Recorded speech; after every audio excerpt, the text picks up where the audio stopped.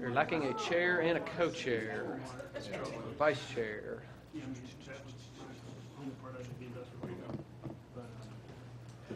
I got 5 seconds. Yes, sir, it is. And to be out. Have a day to be out, seeing things. And recording. Well, I've been going particular, we don't have so So many. did you make it to the meeting last time? Don't you leave tonight without talking to me about bins. Did you make it home? I'm always gonna hook up the rest of the schools too. Well, see, that's the question. How many bins do you have? Oh, I live over I mean, you literally have thousands. At least a few thousand. However many were in the residential Sprito contract. I took all those out and put out. Right. So we got And so these are the similar to what Fayetteville has. Right, they're the 18.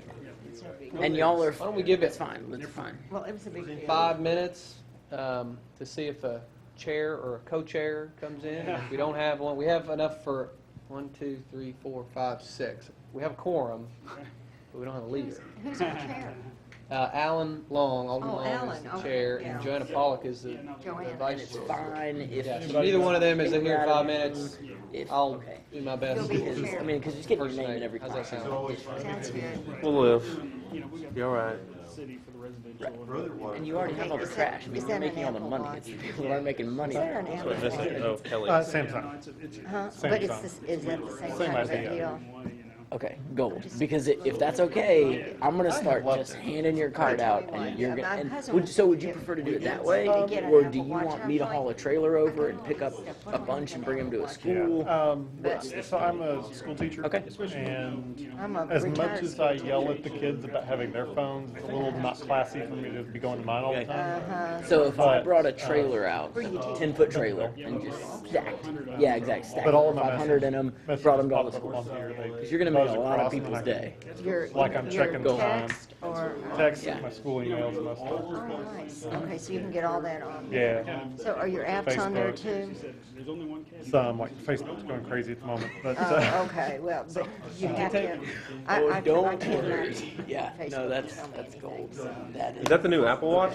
Samsung. Well, I just asked him what, because I've had this one since, I guess, back in August. okay, but I run, and so he was thinking I'd Yeah, like. well, and to do that. honestly, so we just closed that mini grant, right? So any submission for The bins, one thing it I'm just gonna call doesn't them have that before really I would send have out to made it even readers and just be like, spectacular hey, is do you wanna hold it this grant, doesn't or have can I to. just Well, give I you use these the phone bins? for run tracking. Well, that's what I do too. I And- use my phone Right, too. and so, yeah, This this has- this kills, It's got step. kills a whole bunch of birds that I'm not happy An with. So audio yeah, player. you're making my Well, you day. can put my headphones so I can play my Yeah, music thank from you. here. Alan, we have a quorum, so we're ready whenever you are, okay?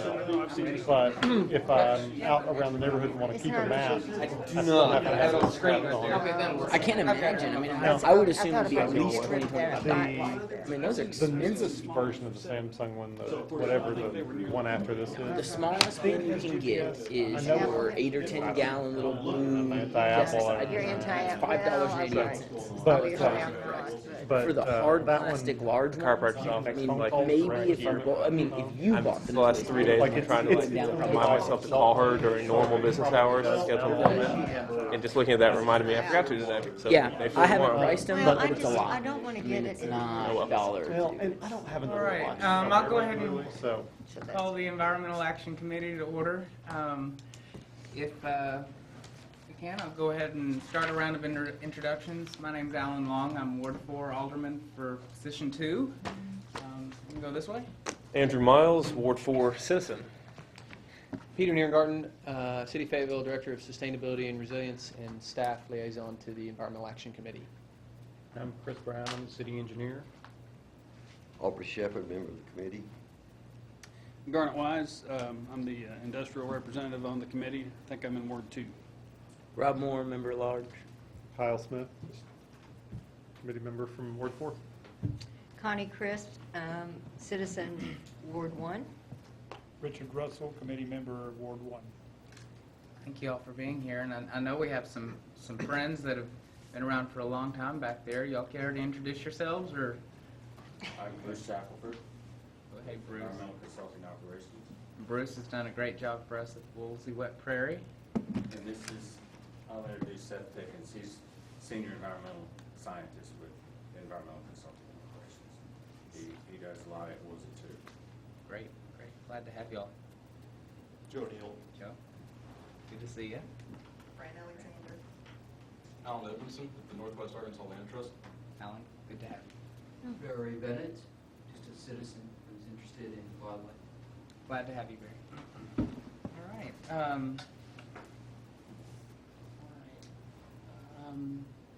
Has everyone had a chance to look over the agenda?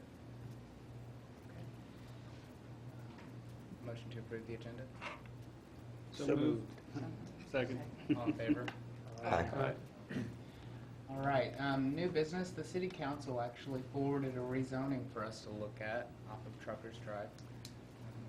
Peter, were you going to present Yep. that item? Okay. Yep. We'll go ahead and let you. Great, thank you, Alan. So, change screens here real quickly. This rezoning item dates back to around 2006. And there we go. And a project that was called Park West. It originally encompassed, bear with me while I grab my notes here on it. It originally encompassed 140 acres. That was part of a planned zoning development called Park West, and that 140 acres was essentially all of this area here.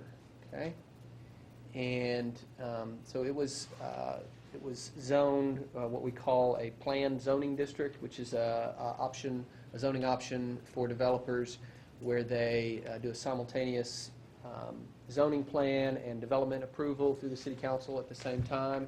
And as part of that process, they design and negotiate the actual terms of their zoning, such as density and setbacks and types of uses, all incorporated as part of that planned zoning district, and that's kind of where the name comes from. And a zoning under a planned zoning district is only good for 5 years. So in 2011, that zoning classification for that 140 acres expired, and the property then subsequently had no development rights. And under advice from our city attorney's office, the recommendation is to try to clean up these types of expired planned zoning districts and give them some sort of zoning classification so that they have, so that they don't have no development rights, that they have some sort of development rights. So recently, this area here was rezoned to community services, and then this area down here was rezoned by council to residential multifamily 12. That's about 26 of the original 140 acres. And then at, I believe, 2 city council meetings ago, this 33-acre parcel here was rezoned to RSF 8. And that leaves this remaining nearly 60-acre parcel right here that is being considered for community services zoning. That was the proposed zoning that went to city council. I believe it was 2 meetings ago, wasn't it? Yeah. So the zoning recommendation of community services was forwarded to the council by unanimous vote from the Planning Commission. It is a zoning classification that we call form-based zoning, and essentially what that means is it has the type of building sort of setback requirements on it that try to encourage walkability and pedestrian-friendly type development. It is mixed use in that it does allow commercial and residential types of development on it. And community services is somewhat widespread around our city. You can see just to the no, this isn't community services, same color, but it is a different zoning district. But there is some other community services in the nearby vicinity. The future land use plan for this area recommends residential neighborhood area and city neighborhood area for this area of Fayetteville, and a community services zoning district is consistent with that proposed type of master plan land use. Let's see, what else can I tell you on this? The property, as you all I'm sure are very well aware, does have some water bodies flowing through it, some streams going through it. Let me switch maps here, and I can show you just a little bit better what does exist on the property. Okay, so nearly all of this hashed area is the city's Enduring Green Network, which is an overlay that attempts to sort of capture large swaths in which we would like to find corridors of preserved open space for trail use and for wildlife corridors. Right here is one of those stream threads that I mentioned. So again, the area we're talking about is this parcel right here. This is the remaining 60 acres. So we have a stream thread here that connects down to Clabber Creek. That does fall within our streamside protection ordinance. So these two lines on either side of it are what are they, 50-foot buffers, Chris? That's typical 50 feet from top of bank. Right. There's another stream thread in this what would that be, southeast corner that has kind of difficult to see, but there's a streamside protection corridor that does encroach onto the property because the stream corridor is kind of right on the property line. Then there's another sort of undefined stream that runs in this vicinity that does have some wetland delineation on it. I think at this point I want to turn it over to Chris to talk to you guys just a little bit about what the wetland delineation means and what the streamside protection overlay and corridor means in terms of development and how that works as this property does get developed or when it does get developed.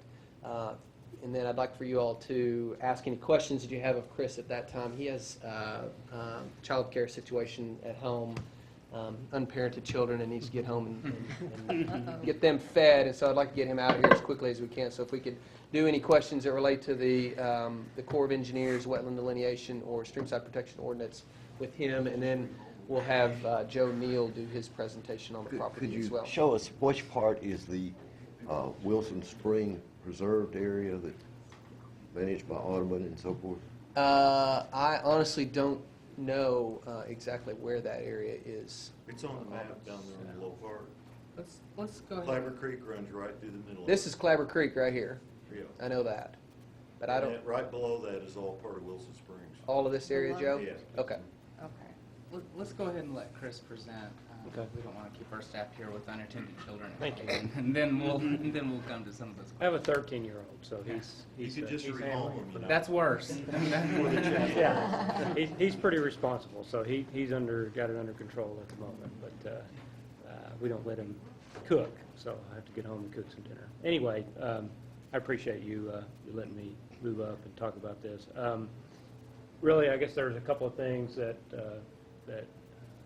wanted to talk about today, and this is related to the development. So when this property does develop, if it's rezoned and the development moves forward, what we do, first of all, the streamside protection ordinance is in effect in any areas that have 100 acres, where a stream is flowing that has 100 acres of drainage area flowing into it.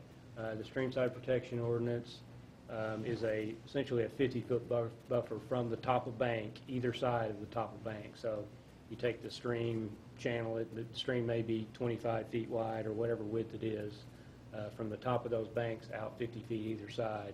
So it's a minimum of 100-foot buffer where no development can occur, no grading, any of that sort of thing. So when that comes through, we would ask the developer, the engineer, to delineate those tops of bank and then delineate the streamside zone, and then essentially the development has to stay out of that. It's relatively straightforward, and just, the details have to be worked out in each case. Wetlands are a little bit less defined in our ordinance. There are some notes in the ordinance about that the developer's engineer has to show any areas of standing water, show wetlands that may have been delineated. We have a GIS layer, and you can actually see The wetlands are actually delineated on there. Those are wetlands that have been identified by a past study that the Corps of Engineers has on their GIS layer. That essentially comes from the Corps of Engineers. If there are wetlands that are identified on the property and ultimately determine that, yes, they are wetlands, then we require a Corps of Engineer permit. And so essentially we kick that over to the Corps, and they handle the permitting. In the case, just as an example, in the case of the purple property you see there that's zoned CS, there were some wetlands on there. That's the church is going in up there. And they did get a Corps permit. They're required to mitigate some wetlands that they're removing by enhancing some wetlands in another area. So it's basically off-site mitigation is what's required. And again, we defer to the Corps of Engineers. They're the ones who are responsible for the wetland permitting. So that's that site where they pushed all the topsoil up in the windrow and they're hauling in B-rock? Right. How many acres is that pad? I'm not sure what the total acreage is. It's a good-sized project, though. I think theirs is about 16 acres, if I remember. A lot of that going to that the parking lot they're putting in.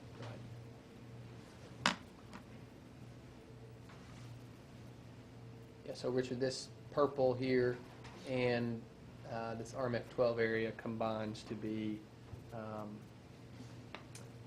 26 acres. No, I'm sorry. The purple is 26 acres. Yeah. The community service is 26 acres, and this area right here is 20 acres. The RMF is 20 acres. I was just curious about the rectangle. I could see it from the street, and I knew it was big. I was just curious approximate size. Several acres. Sorry. Well, before the planned zoning district expired, what would all of this have been done? What would have been done with it before? What was the plan? Let's see. I can show you that.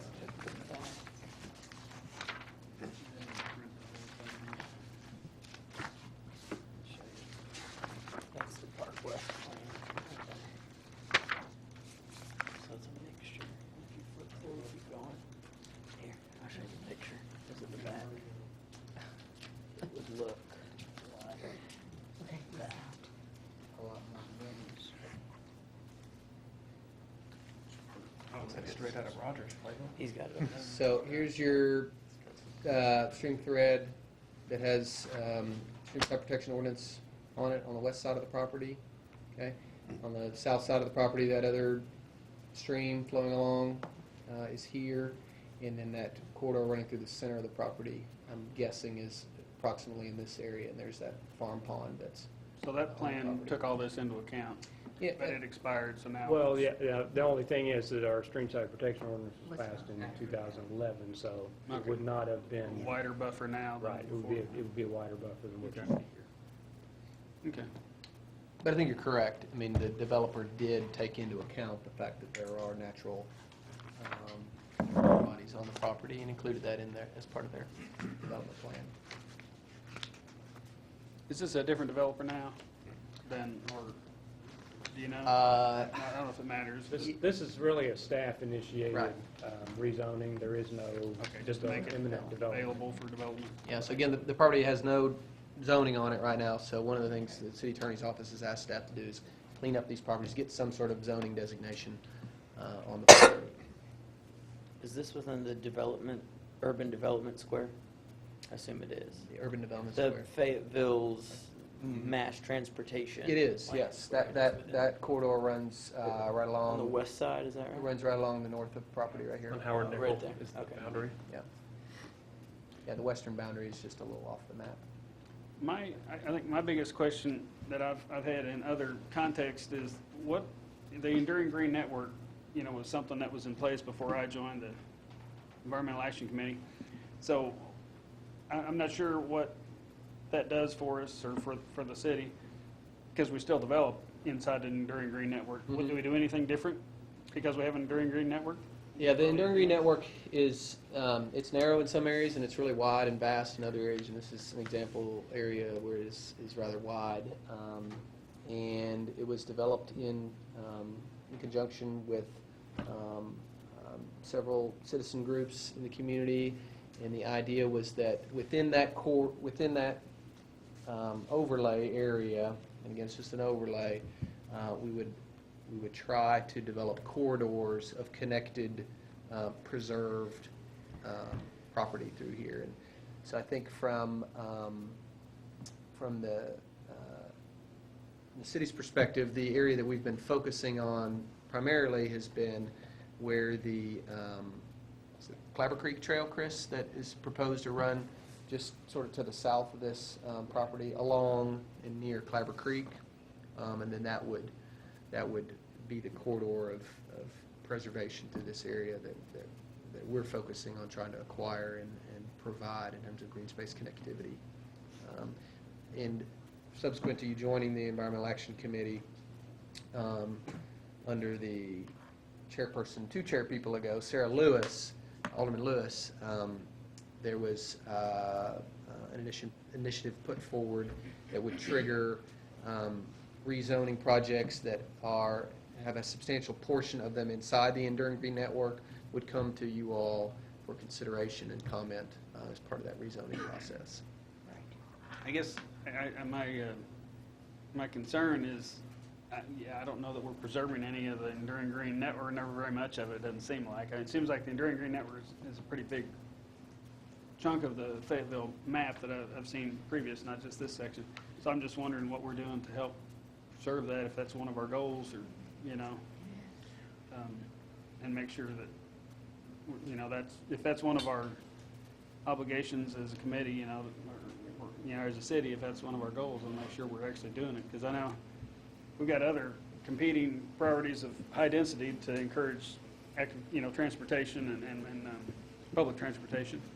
And that seems, in my mind, to kind of compete when you have a high density, and plop it in the middle of an Enduring Green Network. So I guess I need to figure out what are we trying to accomplish, and I don't know the answer.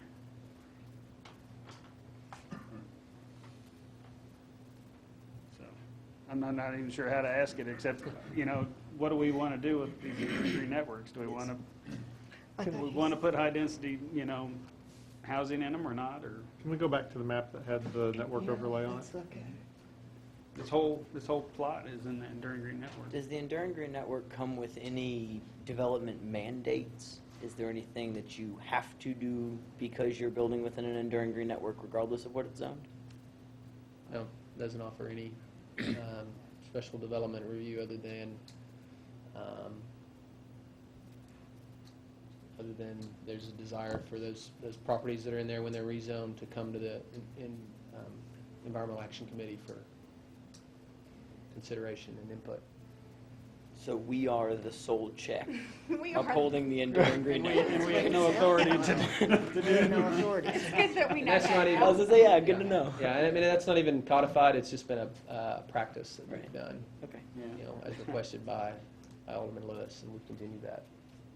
And it's really hard to codify with Arkansas state laws the way they are, and property owners having the right to request rezoning. I'm going to say, yeah, that's, I think, going to come up later in the agenda, probably talk about trees and being able to cut down your own trees and all that. So, yeah, I could see where somebody could say this would be a taking if we just told them what they could and couldn't do with their property. So I don't know I don't guess we have any authority. It's just, It's going to be rezoned. It's more of like, what can we advise that's going to minimize Well, then we can the damage advise. to that wetland? And you, also new to all of this, there is a section of trail that runs down Shiloh by Sam's Club, and then you were talking about the Clabber Creek Trail and how those relate to the Enduring Green Network part. What's the future plan, just for surrounding area context, on the Van Ash expansion up there coming towards Howard Nickel and the trail system in that area? Yeah, the Van Ash expansion includes a trail on the south side of the road, a 12-foot wide trail that ultimately will connect all the way to the Skull Creek Trail. If you take Van Ash, obviously it goes all the way to Skull Creek. When this section of Highway 112 is improved, that connection, that trail will be connected there. So Is that the dark Clabber pink line? Creek Trail, what we're calling Clabber Creek Trail, really comes along Clabber Creek, goes north along Highway 112, and then along Van Ass. So that is the pink line there. That's Roughly, I mean, the essentially plan the and trail stuff. border, right. And then we do have the Shiloh Trail that comes up that we will connect. And then across the highway department is working on essentially blowing this all up and redoing it. And we're talking with them about getting a connection across the highway here so we can connect to the trail system on the other side as well. But it looks like most of the stuff around the property we're talking about is planned around the perimeter, not through any of the green area. Correct. Right. Yes. When you say 112 is improved, that's the 5-lane expansion Correct.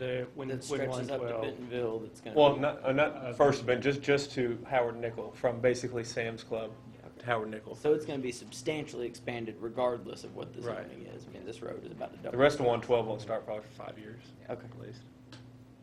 I think, one of the, as that road expansion comes, development pressure will increase in this area. And as part of city plan, the overall land use guidance document for the city, the goals talk about active transportation networks, livable neighborhoods, walkable communities, traditional town form, and that traditional town form specifically relates to zoning, and form-based zoning districts such as community service, are part of that form-based traditional town form. And so the reason staff is proposing the community service zoning on this property is to get ahead of that development pressure and get that zoning here, rather than going on the offense and rezoning it, rather than playing defense when a more traditional suburban style potentially zoning request comes through on this property, which could very well happen. Well, if you at some point in take, the future. Like the take a neighborhood. look out Dean Solomon, to the east of Dean Solomon, drove it the other day, and I was seeing these enormous lots with biggie houses on them. And then I saw, as we went farther north, I saw a more dense version of that. Now thinking about this big church property thing over there, I'm wondering, are there conflicting trends? Everything in that lime green there that runs along Dean Solomon, that what you're talking about, it's a subdivision that's been there, an undeveloped subdivision that's been there for about 6 years now. And they've been putting up a wall for about a year now, 'cause I drive that road every day. And so it's not fully populated yet. Right, and the thought was they were supposed to start on that 112 expansion a little sooner, and so that developer thought that was just going to boom with all the vendors and Walmart people that were going to want to live in Fayetteville. Would be a perfect spot for them, fly up 112 to work. But all that development actually happened on the north side of Howard Nickel right there, and it's blowing up right now. It's actually the one that you mentioned that's been there for quite a while, but it's going to start picking up. It will. very And it soon. has recently. They're Started putting building. plumbing and they're laying the piping down for the utilities right now. Yeah, that's in the category that I thought of a term for it, I called it arrested development. That's Well, our trademark, I think. That's a kind way to talk about it, because there is a lot of infrastructure in place, and if the grass happens to get too tall, you don't really understand that, just going by it. But curbs and gutters and a lot of the underground stuff is in place.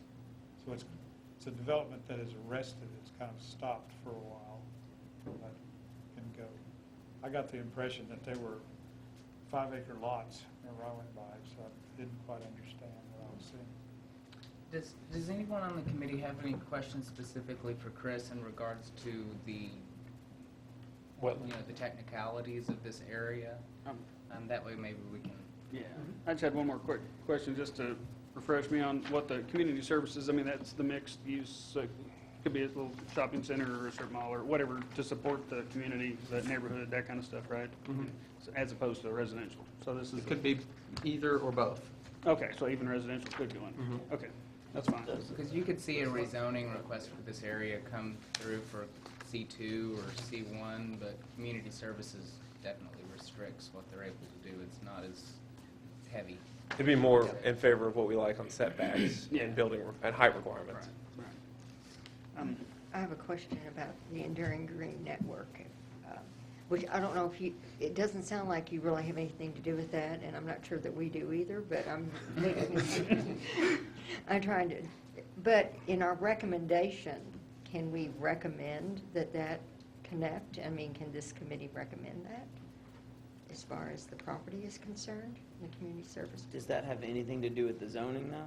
I mean, would this be the place for that does it? recommendation, or should we wait till a developer? I mean, because presumably. Yeah, I don't know, yeah. Yeah, I mean, that's not, can you make a conditional zoning? I don't know that would What the even. city council's asked us to do is to Okay. look at this piece of property in particular and say, our recommendation, say what that would be for this piece of property, if community services would be appropriate, and what type of mitigation efforts, if there were developments in the future, we might see as necessary.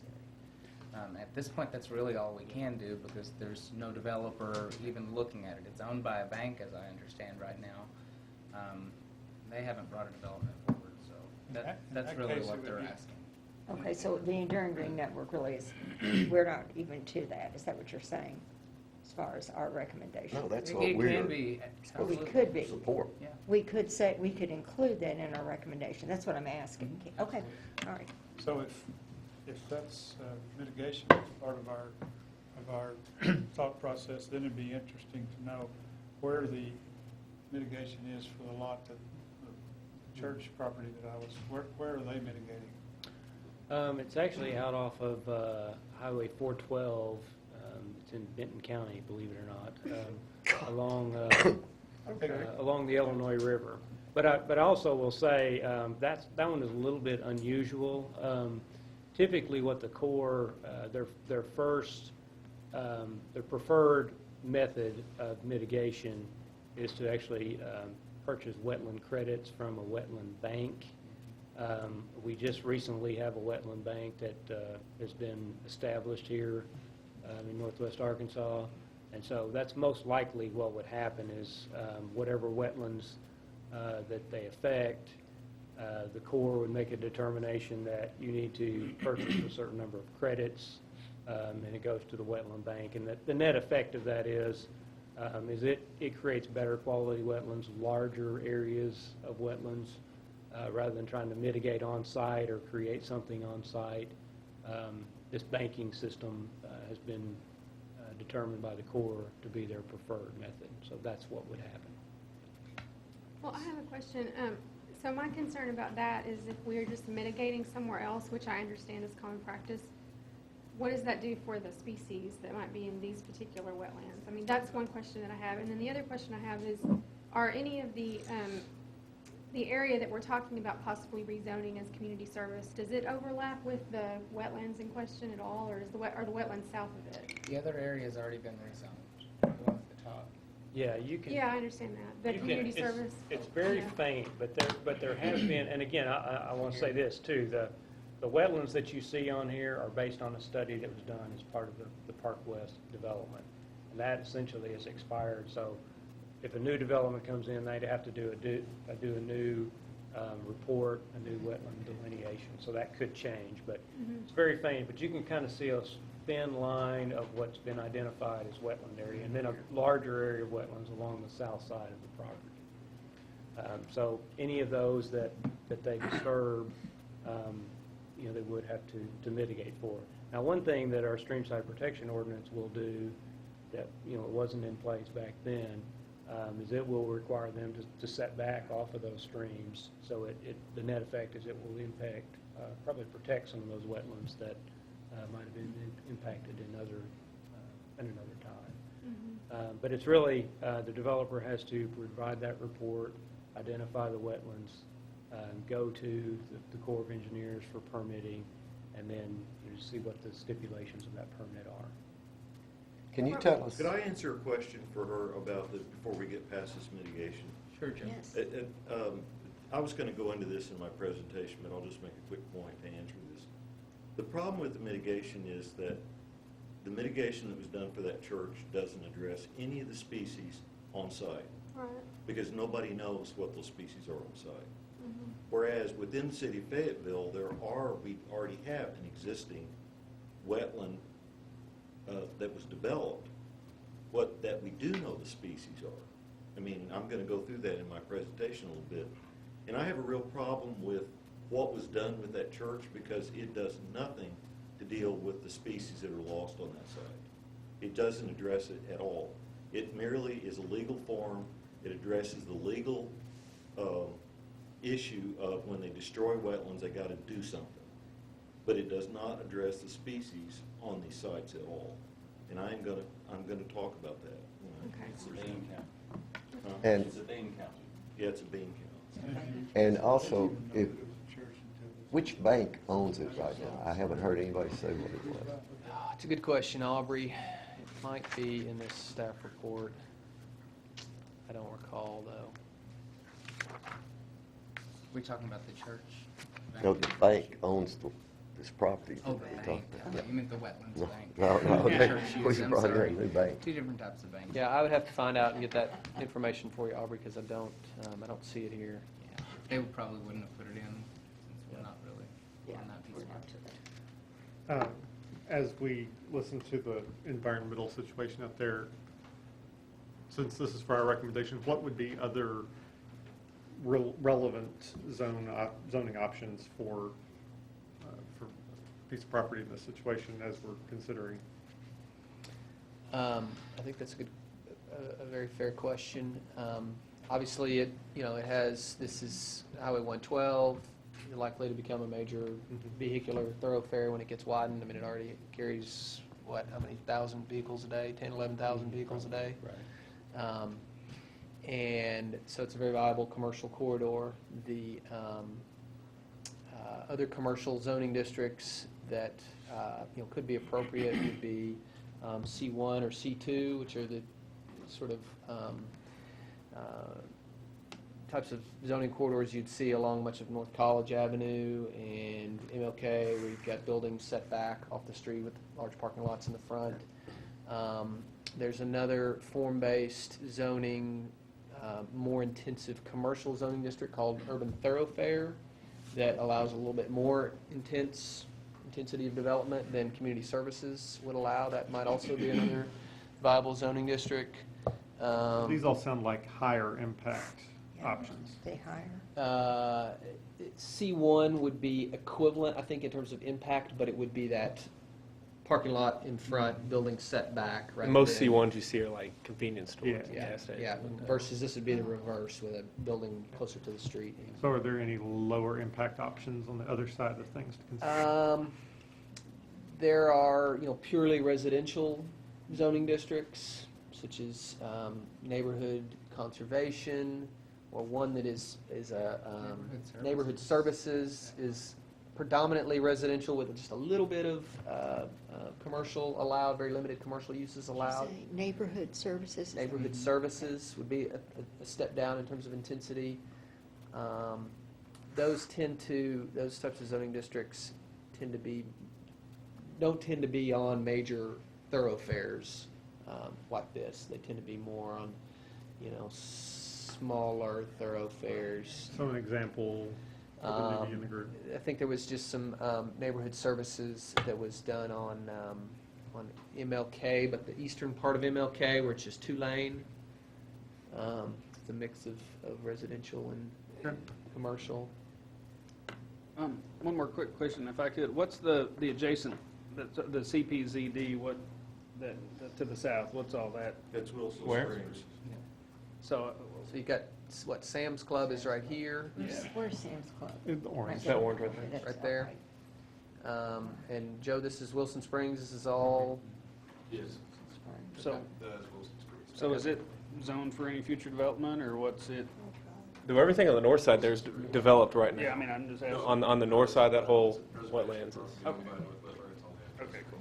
Yeah, the Springwood CPZD, and- Okay. PZD stands for Commercial Planned Zoning District. That was all planned in. The area. It's all of that development south of there was all part of that same. Okay, so that's all protected. It's all protected. Yeah. Okay. then you've got the drive-in movie theater, of course, across the street. You got the Arkansas Highway Transportation Department offices here, restaurant on the corner up here. Okay, restaurant. Okay. Church being constructed right here on the community services. Is this the church that we've been talking about? Yeah. Yes. And it's in Benton County? No. Mitigation. They're doing their self-mitigating Oh. up in Benton County. Oh, okay. I think we might have had all the questions for Chris that we may need. Jeremy, or Peter, I'm sorry, you probably have handled a lot of the rest of the questions. I'll do my best, yeah. Anybody have anything else specifically for Chris, our city engineer? Go take care of your kids. Okay. Thank you, Dinner time. Chris. We appreciate you being Thanks, here. Chris. Thank you. The stream on the west end of the property meets the stream side ordinance minimums, correct? Does the wetlands on the east side, does that have 100 acres flowing into it, or? This stream does, so I believe the Right. 100-acre dividing line is right here at Highway 112. Okay. And then, yes, the Clabber Creek, which comes through here. Okay. But the yeah, that's 100 wetlands feet. running north-south on the east side would This not does not. qualify for any protection. Not under the city stream side protection ordinance. But you've also got a stream that's not as clearly delineated, coming category across there that enters Clapper, Like this, Aubrey? just above there. Just above that. See, right? yeah, see, that's just above your, Yeah, that running faint it, blue, see, it's the actual Blue and the green. line, not the blue big stream, but this one. And it is, you know, what's happened on that map, this RNF 12 development that's approved, I guess, or whatever, that road going in there hadn't been built, has it? From Truckers Drive has not yet been sent in there. Not on that side. It's coming in on the other side. Yeah. So it's No, I say the water's coming down from over Oh, the the water, I freeway thought over you said there, that. down this little stream. So it's probably draining another 100 acres in that direction. So it may qualify down there. But what I'm saying is, some of this stuff is hypothetical, like that trucker's extension to that property. Talking about right here? Yeah, has that actually been done already? I don't The know. curve The has. curve is there north of the line, and the Salem road stretch up there is not there yet. But it's part of the protected nature area already. Is it going through what we call the Wilson Spring nature area? Conservation area. Conservation area, yes. So it's, the few of us who were involved with the Fayetteville Natural Heritage effort to create this Enduring Green Network weren't realizing, I think, that we should have been fighting to get an ordinance passed making it a zoning area to start with, instead of leaving it that people can be zoning within the Enduring Green Network. And that's the problem, the big problem we face.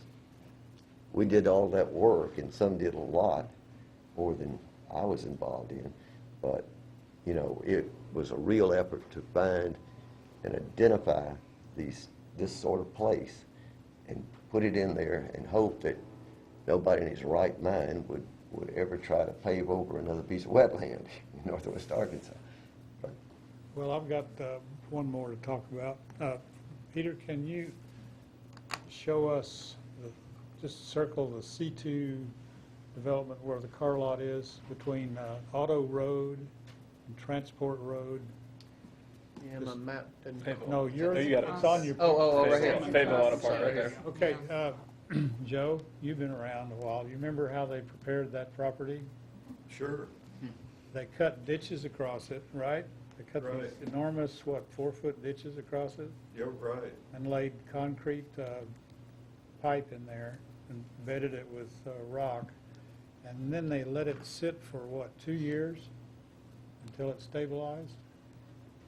That's another strategy besides the one that we're seeing up here on the church property, where they push all the offending topsoil and crawdads off the property and haul in B-rock, which we have an unlimited supply of. That's a C2 development that took place, I guess, in the 80s when that was originally laid out. These are strategies that people use, and just wanted to point that out. That's all paved over now. In fact, they just got through doing some more right by 112 for yet another parking lot out there. It's hard to do, but it can be done. At this point, we've kind of talked about some of the issues. Why don't we go ahead and have one of our presentations? Yeah. Joe, if you wanted to go ahead and give a presentation, and that way we can just learn a little bit about what's there and talk about it more. Drive, or you want me to drive? You can drive. Okay. Just give me the hand signal. You want the slides turned. That plant right there with the monarch on it is called swamp milkweed. And it is a common wetland plant. And everybody in Fayetteville who is concerned about butterflies ought to know about that plant. And we have wiped it out with our zoning and our push and rush to development without even looking at any of the biological issues all over the place, including this 60 acres. And yet it's a common plant. It's state listed in Arkansas because we've done such a horrible job of managing for that plant right here. And I know it looks like one of those pretty pictures that you get in a fundraising mail, you know, but that is in fact the reality. So if monarch butterflies are declining, you can thank the decisions made in Fayetteville for development, because that's part of the problem. So I'm just going to tell you the way it is, and I don't mean anything personal toward anybody. So let's go to the next one. In the 1950s, in the middle 1950s here, we had flights of American golden plovers that involved thousands of birds. This is the bird that has the longest pattern of migration in the entire world. And we had thousands of them coming through here. Right there in that big loop where my friend Don Nelms built Landers Auto, and where we allowed the Sam's warehouse to be built right on top of a wetland. And we've allowed the church to push the crawdads and everything else up under red dirt. We have permitted that. And we've lost this entire flight. This doesn't occur in Fayetteville anymore. There's one place in Fayetteville where you can still see this flight, and it's very small, and that's at Woolsey Wet Prairie, because there's a little bit of protected habitat there. But this was seen by people who live in Fayetteville now. So let's go to the next one, American golden plover. This is what they look like in a big wet field that my friend Dan Cootie just calls a cow pasture, and I say that, he is my friend. But when he looks at a place like that, it just looks like a pasture to him. But in fact, it's a wetland, and it's full of Osage burrowing crayfish and all kinds of aquatic insects and all kinds of food that feed these birds in migration. And what I want to tell you is we have an obligation here, not just to developers, not just to other people on the city board, not just to engineers. We have an obligation to the world we live in, and we've given this up. Let's go to the next one. So what I did here, and please excuse my crude map making, this is obviously a Google map, but I just kind of outlined a little bit here of what we're talking about in terms of the loss of habitat. And this is just part of it, but I went up here to the 112, the area we're talking about now, and then I just swept down through here down toward Farmington. But every bit of that is, with a few small minor blocks, was built on seasonal wetlands. Every bit of it. Every bit of it was Osage burrowing crayfish habitat. Every bit of it was used by American golden plovers. Every bit of it had swamp milkweed on it. I mean, not every foot, but they were common on it. And other species. And lots of other species, which I'm going to show you in a minute here. But I just want you to see how big an area that we're talking about originally and what we've got left. So let's go to the next one. Okay, so a keystone species, like a species that has a connection to all other species in the habitat. Osage burrowing crayfish. It's a real common species in this area, but it only occurs in 9 counties because there's a lot of diversity among crayfish. And yet I hear from people like routinely, well, why is anybody concerned about that? Well, it's because this species is connected to many others that are as much part of our heritage here in Fayetteville as this city hall is, for example. This is part of our heritage. Let's go to the next. This is one of the burrows, which I heard from this recently. We fought for 3 years over that property that's around Wilson Springs, and we begged Dan Cootie, a committee, not to sell the city property there, protect it. And he said, oh, we can build houses on that, and they build them. Now, all those yards over there around there, and I hope I'm not offending anybody here, it's got a house over there by Wilson Springs, had these Osage burrowing crayfishes on there, and now they're accusing the Wilson Springs Conservation Area of causing flooding on their property. And we told the city, and we told the then city engineer, it all is hydric soil. That means that you could dig into the soil and you can see where the standing water has changed the soil profile. It's a common term. And in those hydric soils are Osage burrowing crayfish. No, Wilson Springs Conservation Area is not causing flooding in those neighborhoods around there. They have always flooded. Okay, next. And here it is. And of course they don't like it because they go out with their lawnmowers and hit these big clumps of clay. Well, sorry. They were there first. That's their habitat. And the city had a chance to protect that. 289 acres. And the mayor then was told by his own hand-picked committee who looked at it, don't develop the low part, the 220 acres. Don't build on it. It's hydric soil. Only build in the uplands. But, okay, let's go. Okay, here it is. This is a Osage burrowing crayfish carrying a bunch of young. This is out at Woolsey Wet Prairie. Lots of animals depend on this big creature, not to eat this big creature, though some do, but to eat those little ones. Okay, let's go to the next. Okay, so first, if you don't know what hydric soil is, I thought I'd just put this up there because it's a real key point. The thing that really bothers me is it seems like that we have all these criteria for how we zone property. But we don't seem to have any rules. If it's hydric soil, that tells you. It floods. When water collects on it, it floods. And this is a standard definition. If we have hydric soil, why are we building on it? Because everybody knows it's just elementary hydrology. This kind of property collects stormwater and it holds it and it slowly releases it into the water table. And that's why historically you had very few floods. And that's why as we build more of these areas, we put whatever we put on top of them, we have more flooding. Okay, let's go. There are lots of plants in there, and boy, would I wish that I had a couple hours to take you through the plant list. And I'm going to mention a couple things. This is a common one. But these places that just look like cow pastures when they're dry in August are covered with unusual and special plants. And I again would like to say that's part of our heritage here too. It's not just these nice buildings here and our square and our tradition of the Fayetteville way. This is part of our heritage too. And this is part of what we give away. Okay, next.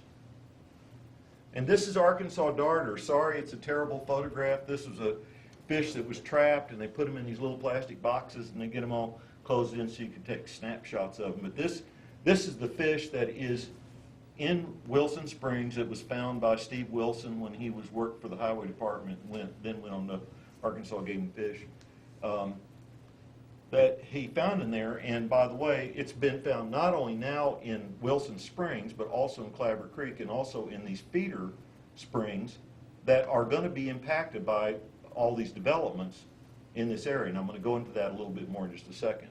But we are going to impact this if these developments are permitted to go ahead in the future. In other words, whatever zoning is done with that property, when they build on it, they're going to have direct impacts on this. So let's go to the next. This is a smallmouth salamander. Okay, hold up your hand if you know what smallmouth salamanders are. Okay, a few of you've heard of them. This is a species that is part of our tradition. We were not just Confederates and Yankees in the Civil War.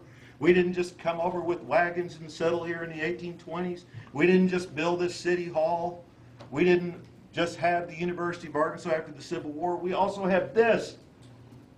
This is important, and we have to understand it now before we lose it.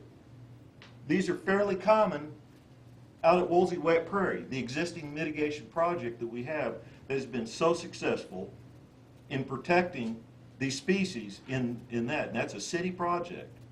And if I'm proud of, well, I'm proud of a lot of things about living in Fayetteville, but one of the things I'm really proud of is that the city had enough sense that when we needed to build that west side treatment plant, which we did need to build, and when we built a very good plant, which was built out there, people had the wisdom at that time, including Mayor Dan Cootie and the people who've come after him, to realize that we've got to mitigate properly for what we destroy. And as a result of that suitable mitigation that was done out there, in other words, we mitigated where we destroyed the property so that we could do our best job to protect the species that live there.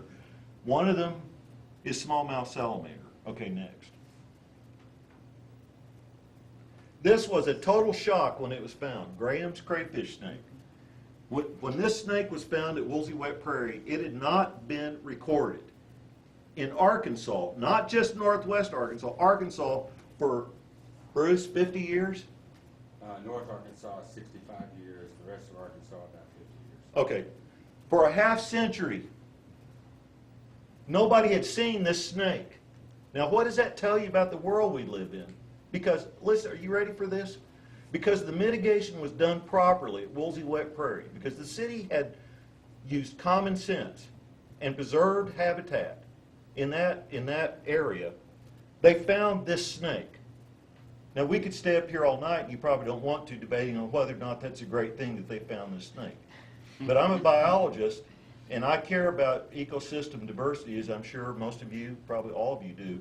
And so this is a wonderful thing, and guess what? They found a lot of these snakes. Once they started finding them, they found a lot of them.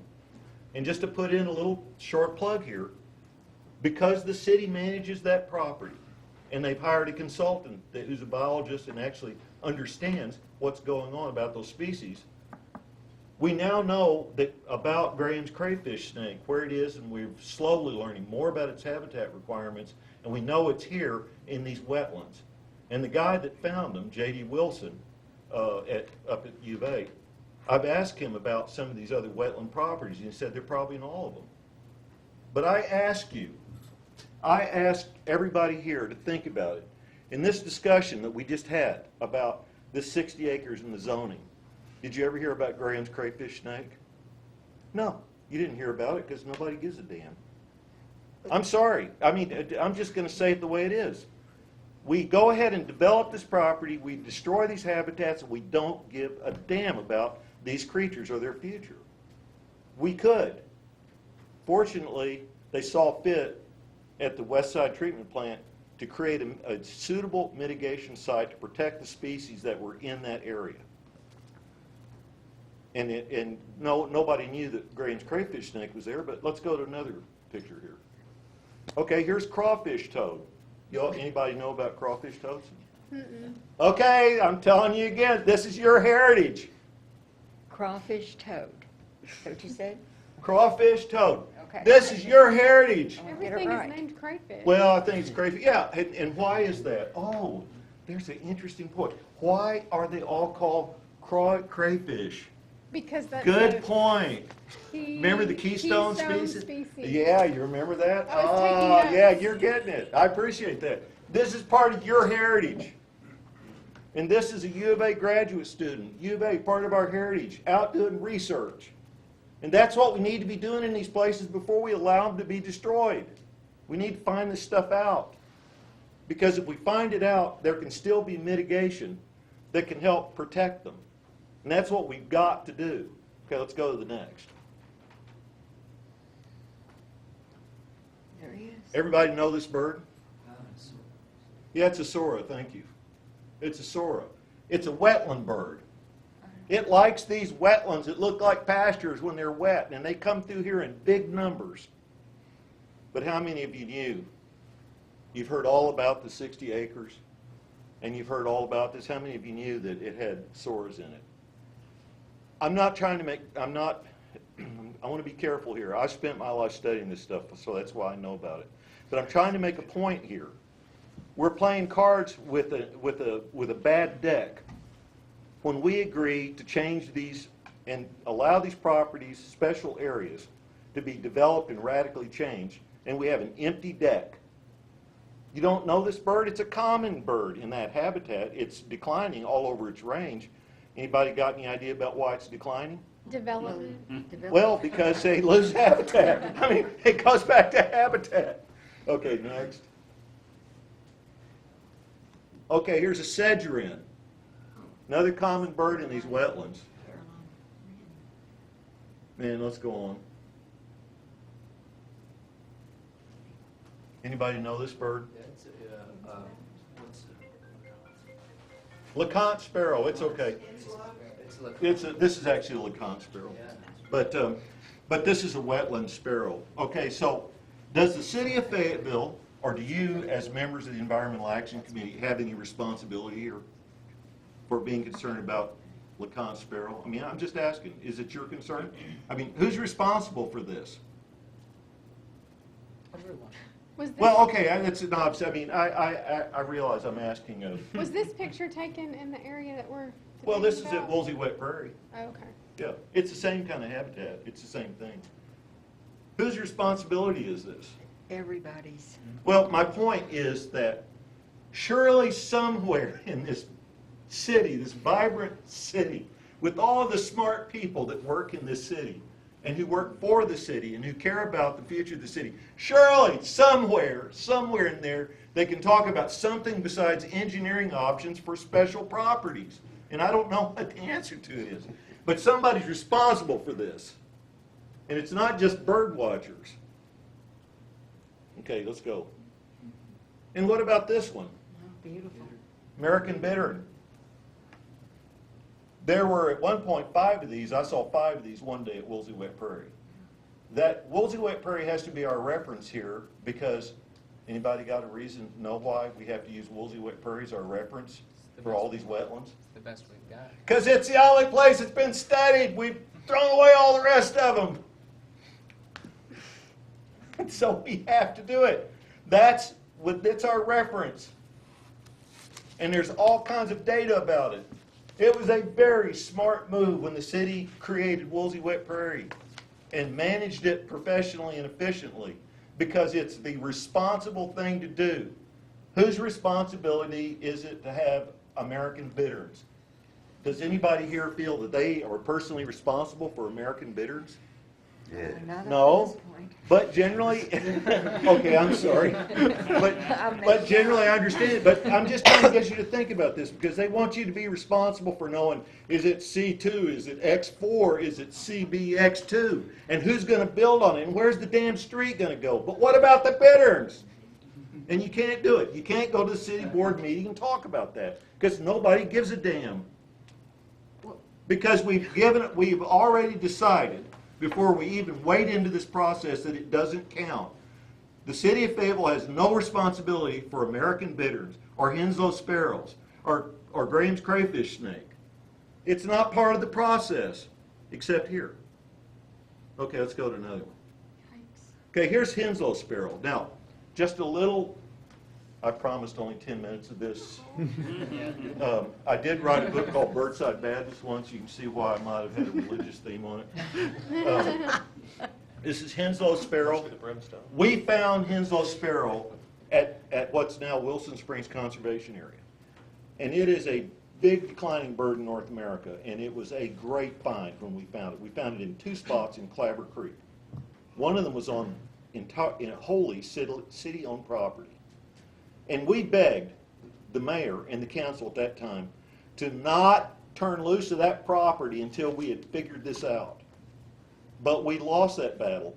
And the then city engineer, who has gone on to something else, does not work for the city now, said, "Oh, don't worry, Joe, we're going to name the streets out there after those birds." So now we have Harrier Street, and we have Swallow Lane. Isn't that great? That was his idea of mitigation. And we were thinking about Henslow sparrows. Whose responsibility is it to deal with Henslow sparrows? Whose is it? If it's not ours, whose is it? Okay, let's go to another one. Bob White. Oh, Bob You read the Arkansas Democrat Gazette? Oh, Yes, it's just been eaten up in the last month or two with letters about Bob White.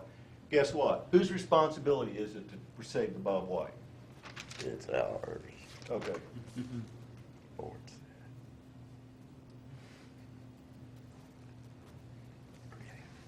When we started the Fayetteville Christmas bird count in 1961, my colleague Doug James started it in 1961, and I've been doing it since the late 70s. We would see 40 of these birds, loggerhead shrikes, on that count every winter inside the city limits of Fayetteville. Anybody got any idea how many we're seeing now? Anybody want to guess? 2. None. 0, 1. We get one. There's applause from the 25 people that were out on the count that day. Oh, we dodged the bullet today. We've still got a shrike inside the city of Fayetteville. So whose responsibility is that? I mean, I know I keep asking the same question, but it's really the point I want to make here, and that is we have responsibilities here. And they're specific. These are not metaphorical, poetic things. They're very specific things. These are all creatures that are part of the earth that we live in. And they're part of what make it a rich, wonderful place to be. And it's their world too. It's not just ours. So we've gone from 40 to 1 in the very same area. We've been doing the count in the same places every year since 1961. We've gone from 40 to 1 if we're lucky. Anybody want to guess where the 1 is?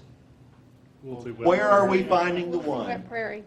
Yes, Woolsey Wet Prairie strikes again. Okay. Everybody loves an owl, right, except a mouse. And some small dogs. You know where, and small dogs or cats, feral cats.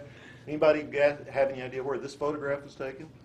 Woolsey Wet Prairie. Woolsey Wet Prairie. You know you can't go wrong with Woolsey Wet Prairie. And the reason is Because we actually protected it. we protected a pretty big city, in its wisdom, bought 300 acres in there years ago, thinking about the West Side treatment plant. And these owls are still there, and they're still nesting on that property. Okay, let's go to another one. Okay, this is data from Woolsey Wet Prairie. And I got it off of the website, Bruce Shackleford's website. Okay, when that property was acquired by the city, Dan Cootie told me when we were raising hell about what's now become Wilson Springs Conservation Area, and we did. We went at it. You know, Dan is a card-carrying member of the Sierra Club, and he used to get that green membership card, wave it around up in the air, you know. And so we were battling out, duking it out. You know, it was fun but serious, you know, serious stuff. But he said, "Why don't you and Mike Mladenov go out there and crawl under that barbed wire fence out there where the sewer plant is now?" And it's just like Wilson Springs. And you know why? We went out there, and he was exactly right. He knew exactly what he was talking about. It was like that. At the time that land was acquired, and when they first went out there and started doing plant surveys, supposedly it was depauperate. It meant that, well, it had cattle on it, you know, and all the native plants were gone, so there just wasn't anything left. 47 species were identified out there. The most recent surveys that have been done out there, technical surveys, show 431 species, most of them native species. We're at 450 now. Okay, 450. And there's a really important point I want to make here, and this is for me, this is a really important point about mitigation. The problem with the mitigation that was done for that church property, well, there were a lot of problems with it, but the main problem is that we have no idea what we got for our mitigation. It's like buying a pig in a poke. How many of you want to buy a pig in a poke? Because we don't know what we got for it. We know for sure that nothing in the Clabber Creek watershed got saved because it wasn't done there. And we don't know anything about the species diversity where that mitigation went. We do know where it is, right in Fayetteville. And here's the evidence of it. We've had professional botanical surveys that have been done regularly at Woolsey Wet Prairie. We know what the native plant diversity is in that habitat. And that's the same habitat that we're talking about now in the 60 acres. It's just not really much difference in it. So I don't know if we'll get to 400 up there, but. Is it appropriate to look at the map for a minute and ask a quick question? Sure, I'm going to put a bunch of maps up there, maybe right now. The prairie, the area that's being protected, I had a specific question. Oh, about Woolsey? Yeah. Okay, go ahead. Well, remember when we had the big ice storm? And there was an enormous amount of brush brought and piled and then shredded up? Yeah. Is that anywhere on part of that prairie? Yes. Is that applied?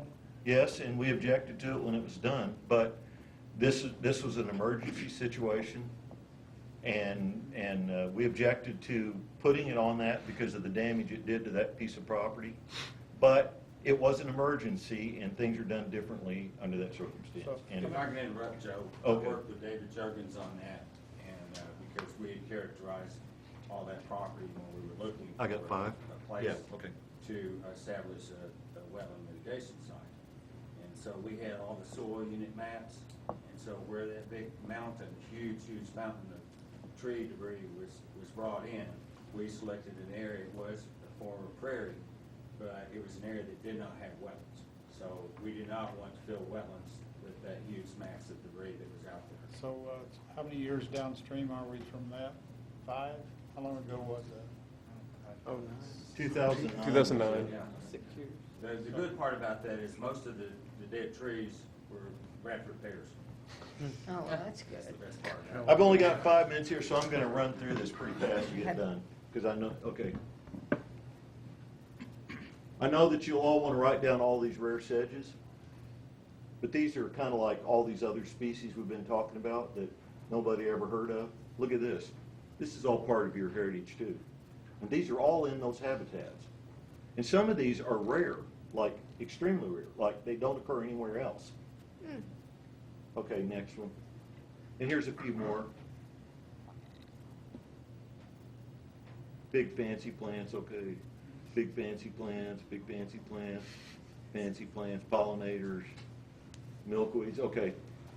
This is what, you know, if you use the slider on Google Earth, you can go to all these areas and you can look, see here's Van Ash, so you see where we are.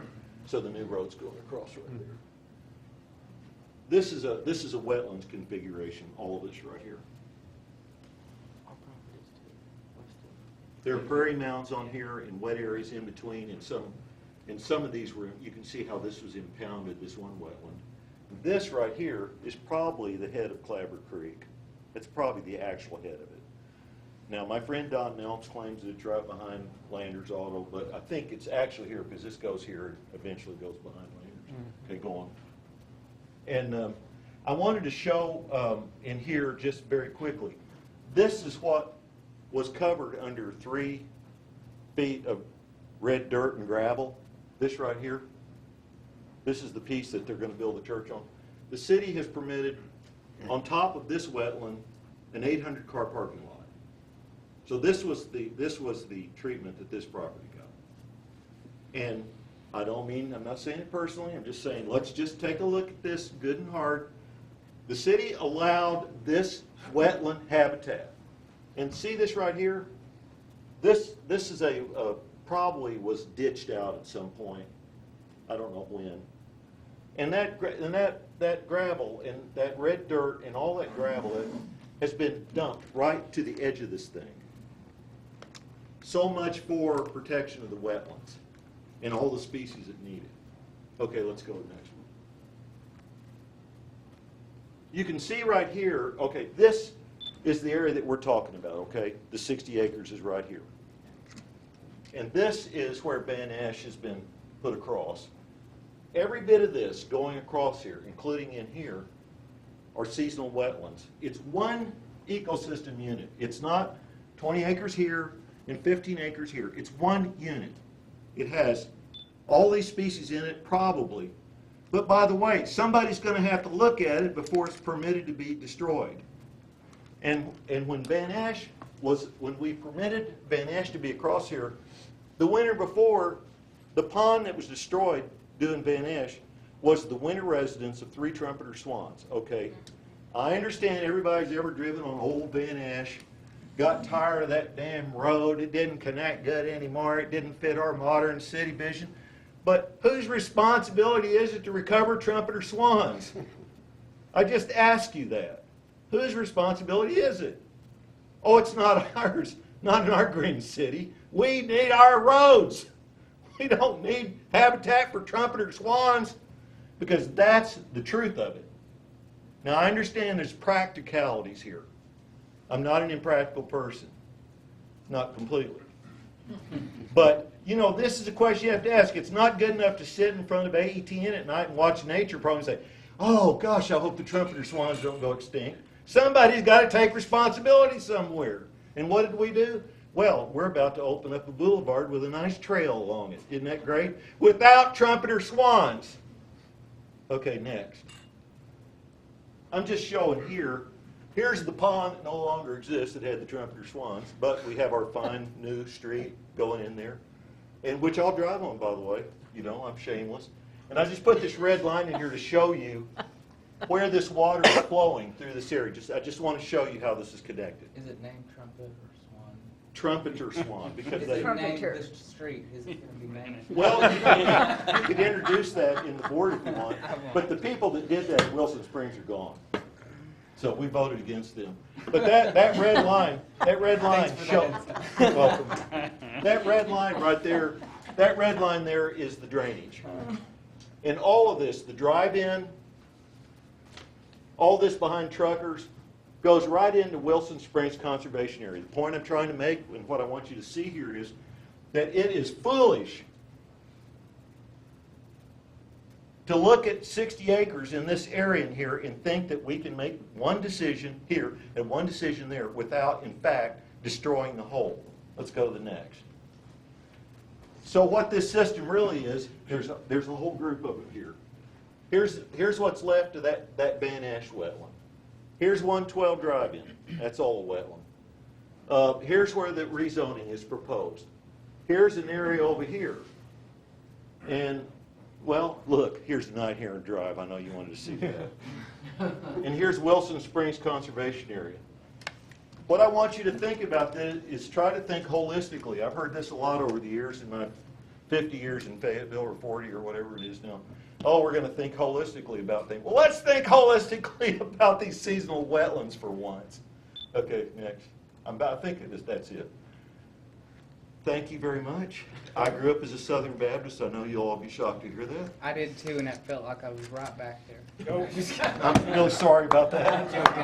Joe, can you go back one picture? Yeah, could you go back to that last? Well, you have to talk to this guy because I was Yes, trying to stay inside. we'll let Joe go right back there. Joe, I have a question. I want to see that. I've always wondered, where is the source? Right there, you were on it. Where's the source of the water that comes under here? Out in the middle of this. And when they reconfigure that, the highway department will be good, and I know the city will be good about watching out for that. But yeah, it's right there. That used to be the place where I got off the bicycle and went down and had a cold splash. Yeah. It was brutally cold.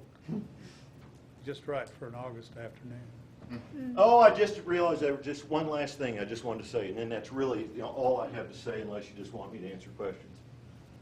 The thing I really would like to leave you, the take-home message besides whose responsibility is it, that I'd like to leave is that mitigation is going to be really important in this, because I've been here too long to think that a lot of this stuff is not going to get built eventually.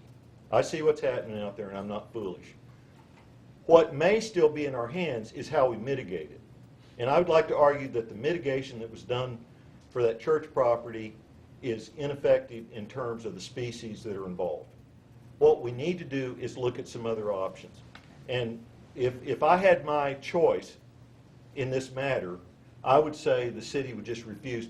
Well, I guess I hope that Alice Walton would give me $1 billion and I could go buy all this property.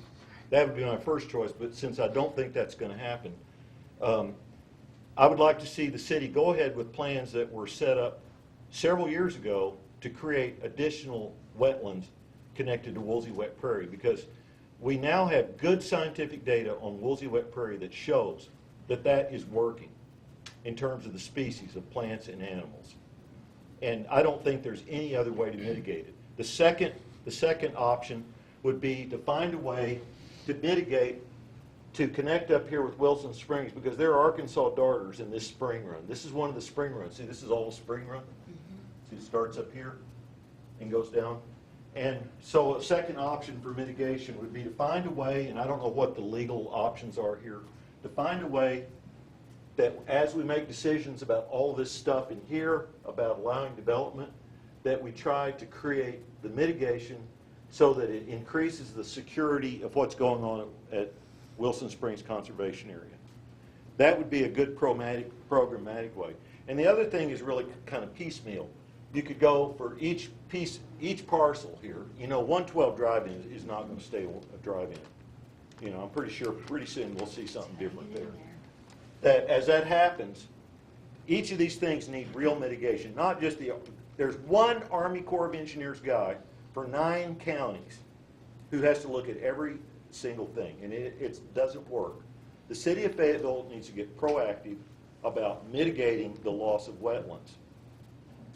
And so there are different options. The best one I really think is the one that's got the best science behind it, which is expand Woolsey Wet Prairie on the city property. We already own the property. It's suitable for wetlands mitigation. And if we have to mitigate across here to make up for these losses, let's go to Woolsey Wet Prairie, let's add acres to that project, and let's build the populations of the species that are successful there.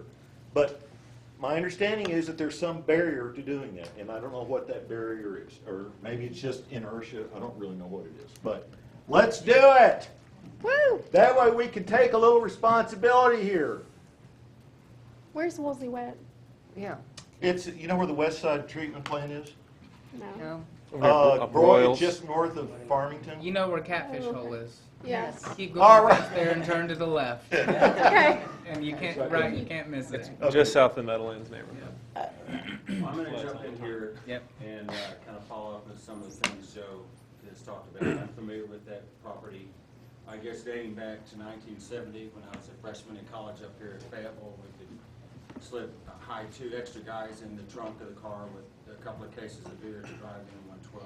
We did that. When you were of age. And all of that was out in the middle of nowhere. Drinking age is 18. And so, in addition to designing the ecological features at Woolsey Wet Prairie, and we do the annual monitoring and management plan for Woolsey Wet Prairie, with my company, we did all the permitting for the Fayetteville's wastewater systems improvements. And it started back in the year 2000 in the planning phase. And Fayetteville had growing pains, and there were millions of gallons of sewer overflows a year. It was horrible. There were sewer lines in the ground that were 80 years old.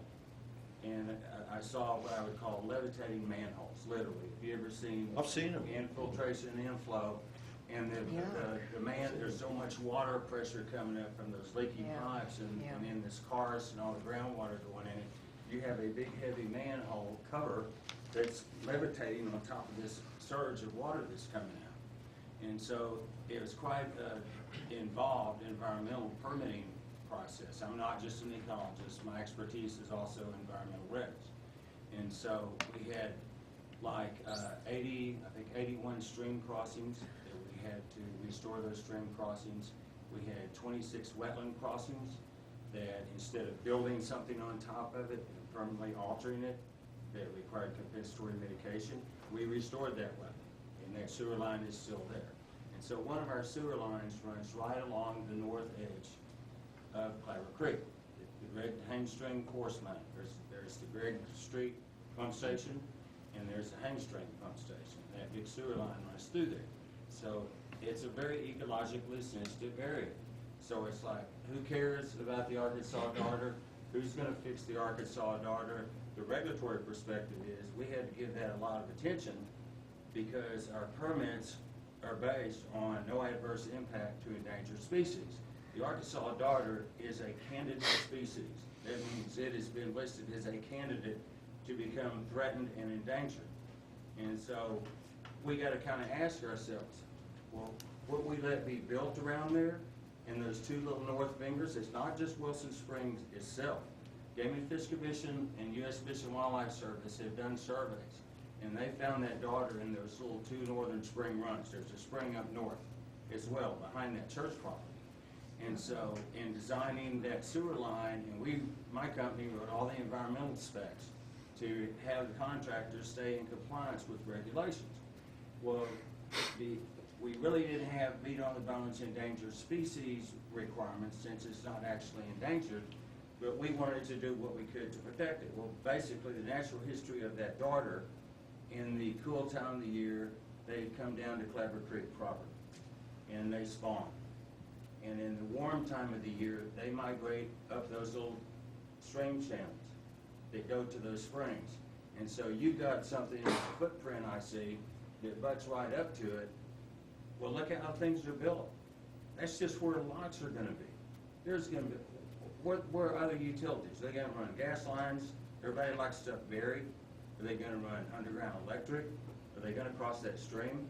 And so I wrote in the specs that contractor building that sewer line through there could not go through there at the time of the year when that daughter is down in that part of the stream. And so a seasonal restriction. So should the city do that?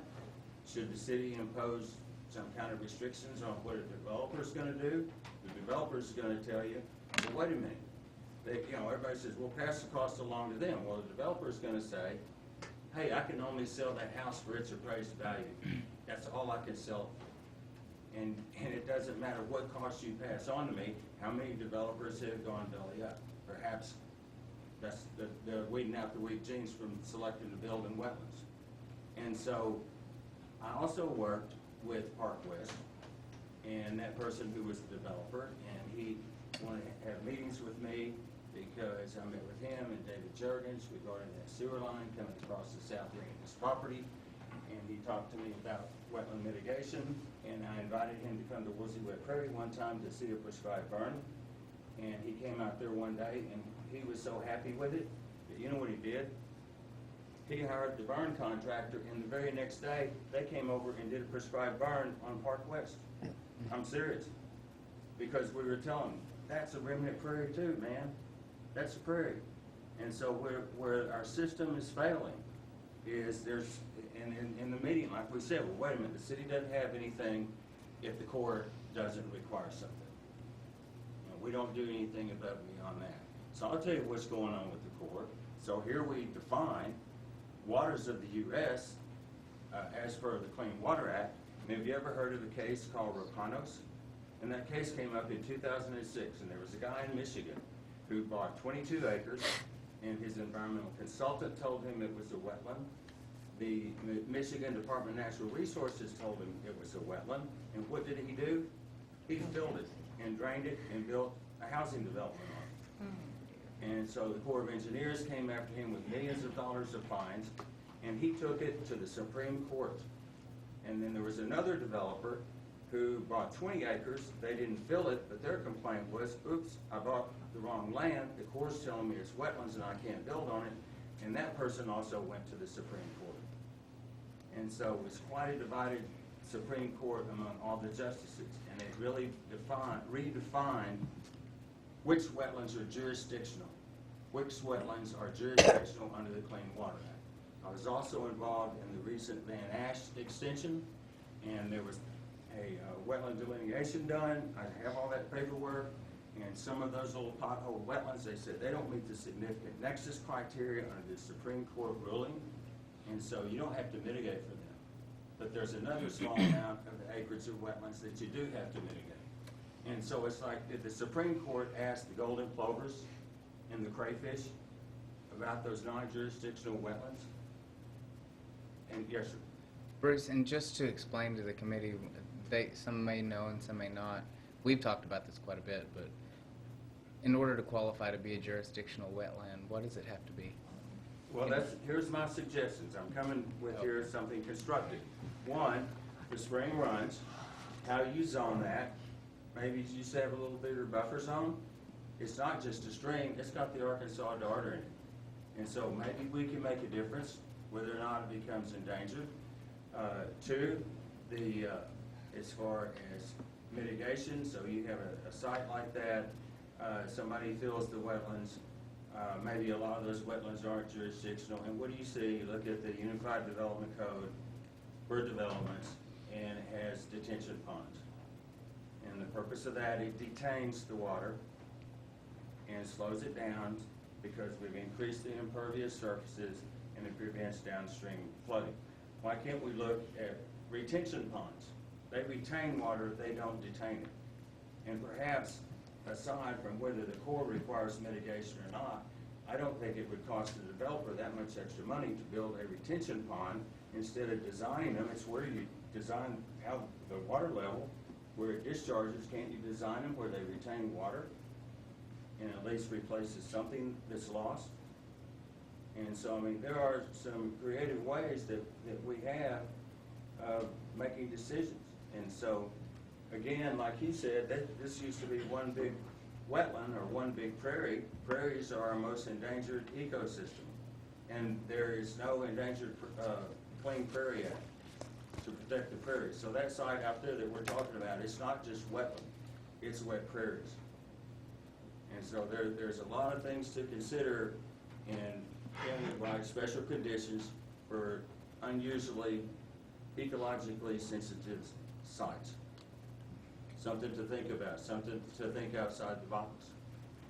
Because here we go, all this stuff, we're in Prairie County, Prairie Township in Washington County.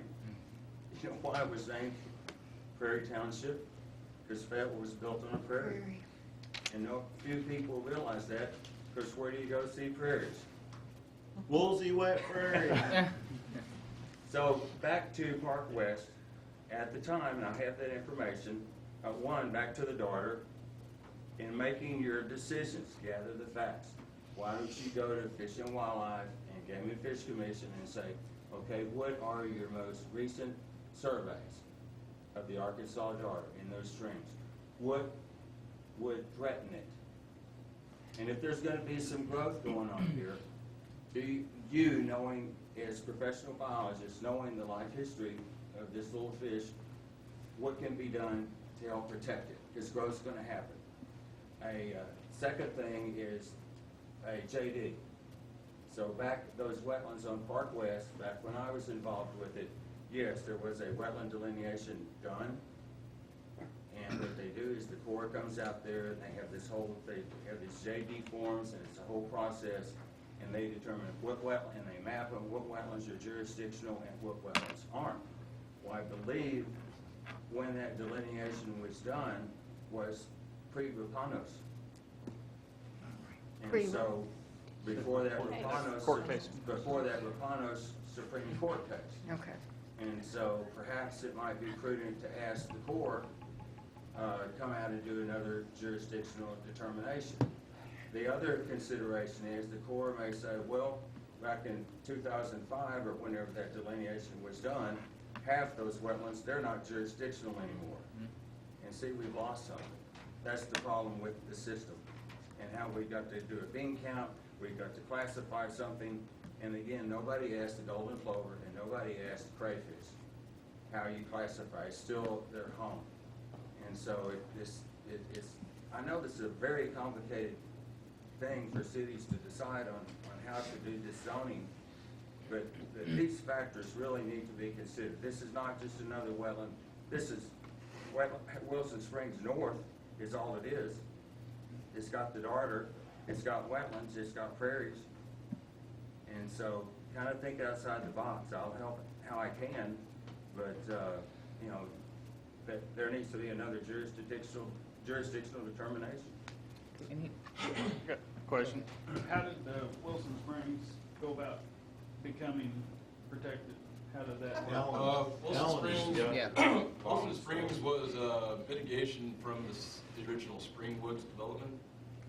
And so it was originally went to the Audubon, and then the Audubon Society transferred it to us. And so as part of the development, they had to set aside some acreage or whatever. So that's how that Is a delineation. Sellout, to tell you the truth of the matter. It was just an out-and-out sellout. Because we tried our best to preserve that 293 acres. We tried everything possible, including the mayor's own task force, which was made up not of people who supported swamps, but people who were supporting mountaintop trail forest preservation. He put them on that committee, and yet they still recommended that it be preserved. The 293 acres, not what's left. And, What year was that? oh, I don't know, Ellen, I can't. 2003, 2005. It was early. Yeah. And- It was when Dan Cootie was mayor. Yeah. We lost it because he decided he was gonna sell it, and he did. And no matter, his own task force told him not to, everybody told him not to, he did it anyway. So now we're in this position of, it's not protected. I mean, you said, oh, so it's protected. It's not protected. Maybe legally, that little spot of Wilson Springs is protected, but it's not protected as these biologists have told us, because in reality, physically, it's not protected. And the reason we're also concerned about this land up here and this rezoning business is exactly what Aubrey said. It's because we do not have a zoning that says if the land is functioning this way. Joe told me just before the meeting started about the watershed. It starts here. Joe, you want to tell them where it goes? Oh, well, anybody here like loons? Yeah. Anybody here interested in loons? Well, guess what? The finest winter loon habitat for 200 miles, maybe more than 200 miles, is at Ten Killer Lake in northeastern Oklahoma. You know what Ten Killer Lake is? It's an impoundment of the Illinois River. You know what Clabber Creek is? It's a tributary to the Illinois River, which means that all the decisions that are being made up there along 112 and I-49 affect where loons winter in Ten Killer Lake. Now, my only point is, again, whose responsibility is it to worry about loons? They're another declining species. Does the city of Fayetteville in the headwaters area of that, do we have any responsibility to be concerned about that? It's just another thing that has to be thrown out there to think about when we make decisions. And if we had that zoning, if we had the ability to zone land in the city for its function, for its physical function, I think the great irony is that they've suggested zoning this community services. Well, the community service that is happening here is that's a sponge. The water we drink is being saturated down through that land. And where it comes out in springs and other places. It's environmental services. It's the environmental services, which we have not put a price on, because generally, it's priceless. There is nothing we can do to replace that, and that's why mitigation is such a farce. It's like cutting your arm off and somebody sews it on somebody else and says, well, I've mitigated you. I think they might say something. And they're going to mitigate out. I like the analogy. Or wherever, you know. That's right. That's exactly what's happening. And I'm frantic about this because I spent 2 or 3 years solid trying to save this. And, you know, then I said, to hell with it. They've done it, and I'm going to leave it alone. And now it's back again. It's back. So it's back. You know, and it's because of that. Because seasonal wetland is not understood. No, it's not. It's the grocery store, it's the nursery for the wetlands. It's what makes the species be able to survive. They're not all just floating around on the water or in the water. They've got to have this other property. So it's not protected. And that's why we need zoning that says the land is functioning for the entire community in this way, and we need to zone it so that it's not going to change dramatically. It's just logic. And one of the other things Joe didn't mention, when you've got a species, sometimes you have to have enough of them to sustain a population. Yeah. It has to be a big, I always think of bats. You go in a cave, and if there are 1 or 2 bats, that's one thing. If there's a whole colony, that's another, because they're keeping each other warm. And if you start losing some bats out of that, you can destroy the whole colony, or you can destroy all of everything if you lose too many. And that's what we're up against here. Okay, so if we could, Peter, could you put the other map back up for us for a minute? And I want to keep going with that in just a second, but I kind of want to frame our discussion around what we need to talk about, because it's going to be on the 3rd reading at the City Council, so we need to talk. When is it? When is? Tuesday. Tomorrow? Tomorrow it's on there. It was on the first reading when it was sent here. So we have to have a suggestion. We need to have something. I can ask to table it, but I don't know what the other 7 members of the council are gonna do. Let me Yeah. kind of frame this up just a little bit. And then we're gonna come talk about the greater seasonal wetland with Alan. And maybe Fran, you could add some to Is that. this the map you were on? Or was it the? No, the one we're talking about, yeah, that's fine, because this is the RPZD area right here. Yep. That we're talking, the city suggested C2. CS. CS, I'm sorry, Community Services. Right. So if the city still owned it, like Fran was alluding to, we wouldn't be in this predicament. But right now, we can't tell the bank they can't rezone their property because they would sue us for inverse condemnation. That's the situation we're in. So like Joe alluded to, if a foundation would give us a couple $1 million, then we could get out of it. So what we have to figure out is, what do we zone it to? What do we recommend the city zone it to? Because the bank owns it. They got it in a situation where it was zoned for houses. So legally, they have a right to develop it, according to the state of Arkansas. Now, if our legislature would change some laws, we would have some more options there. But short of buying the property, which the city doesn't have the money to do, we can't keep it nothing. So let's talk a little bit about the greater seasonal wetland, and then let's talk about what our best options are. And then I think we've also touched on some good points that maybe this committee can take up going forward. Maybe we can do 15, 20 minutes of it at every meeting of how to look at zoning going forward, and maybe how to recommend something, and maybe have the city attorney come to 1 or 2 of our meetings, how to recommend some zoning for the city that works with the Enduring Green Network in places it needs to be. Does that sound reasonable? Yep. For a way to move forward? Yes. Because right now with this property, I would love to say that we can just keep it the way it is, but like Joe said, we don't have anybody with a big check written for us right now. Well, just one thing, that even given all these conditions that you said exist, there is going to be an important issue about mitigation. There is. And I hope that you guys will think long and hard about what the city should get for mitigation on these properties before any agreements are made. It's an important decision. And that's why I want Alan to talk a little bit about, from the Northwest Arkansas Land Trust perspective. Yeah, so I have this area. a couple of handouts, or I guess just one. Can I ask one real quick thing? We talk about mitigation, come out like Corps of Engineers, official formal mitigation, or what? Well, just generally, the questions that come up about mitigation, if somebody comes up with, the bank comes up with a proposal for this property, at that point, there's going to have to be a long-term permitting process to go through. Some of that will still be jurisdictional. And so then there's going to be a question about how to mitigate it. Yeah. And then the city will have something to say about that. The city does have an input into that? Yeah, they do. Do they have any power over Well, mitigation? Because I the way don't- that it was explained to us was the core. Bruce actually has some specific knowledge about that. I'm just trying to say generally, and I was trying to, because Alan's actually on the council, but just generally, that this is an important question. Because if I had my druthers here, none of it would be developed, but I realize that that's not the case. But there is still this question about what will be the purpose of the mitigation? And somebody's gonna have to decide that. So I'll stop on that. Okay, let's let Alan do. Yeah.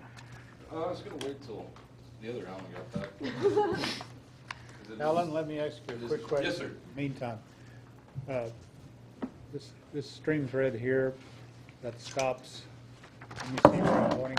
Yes, sir. The reason your habitat stops there, I believe, Joe, check me out if I'm wrong about this, but there's a culvert there, a round culvert, and they have created a barrier across it to make it. The most It was a recent cattle sampling- drinking setup for a long The most time. recent sampling, if you're talking about where I think you're talking about, they actually found Arkansas darter in that culvert.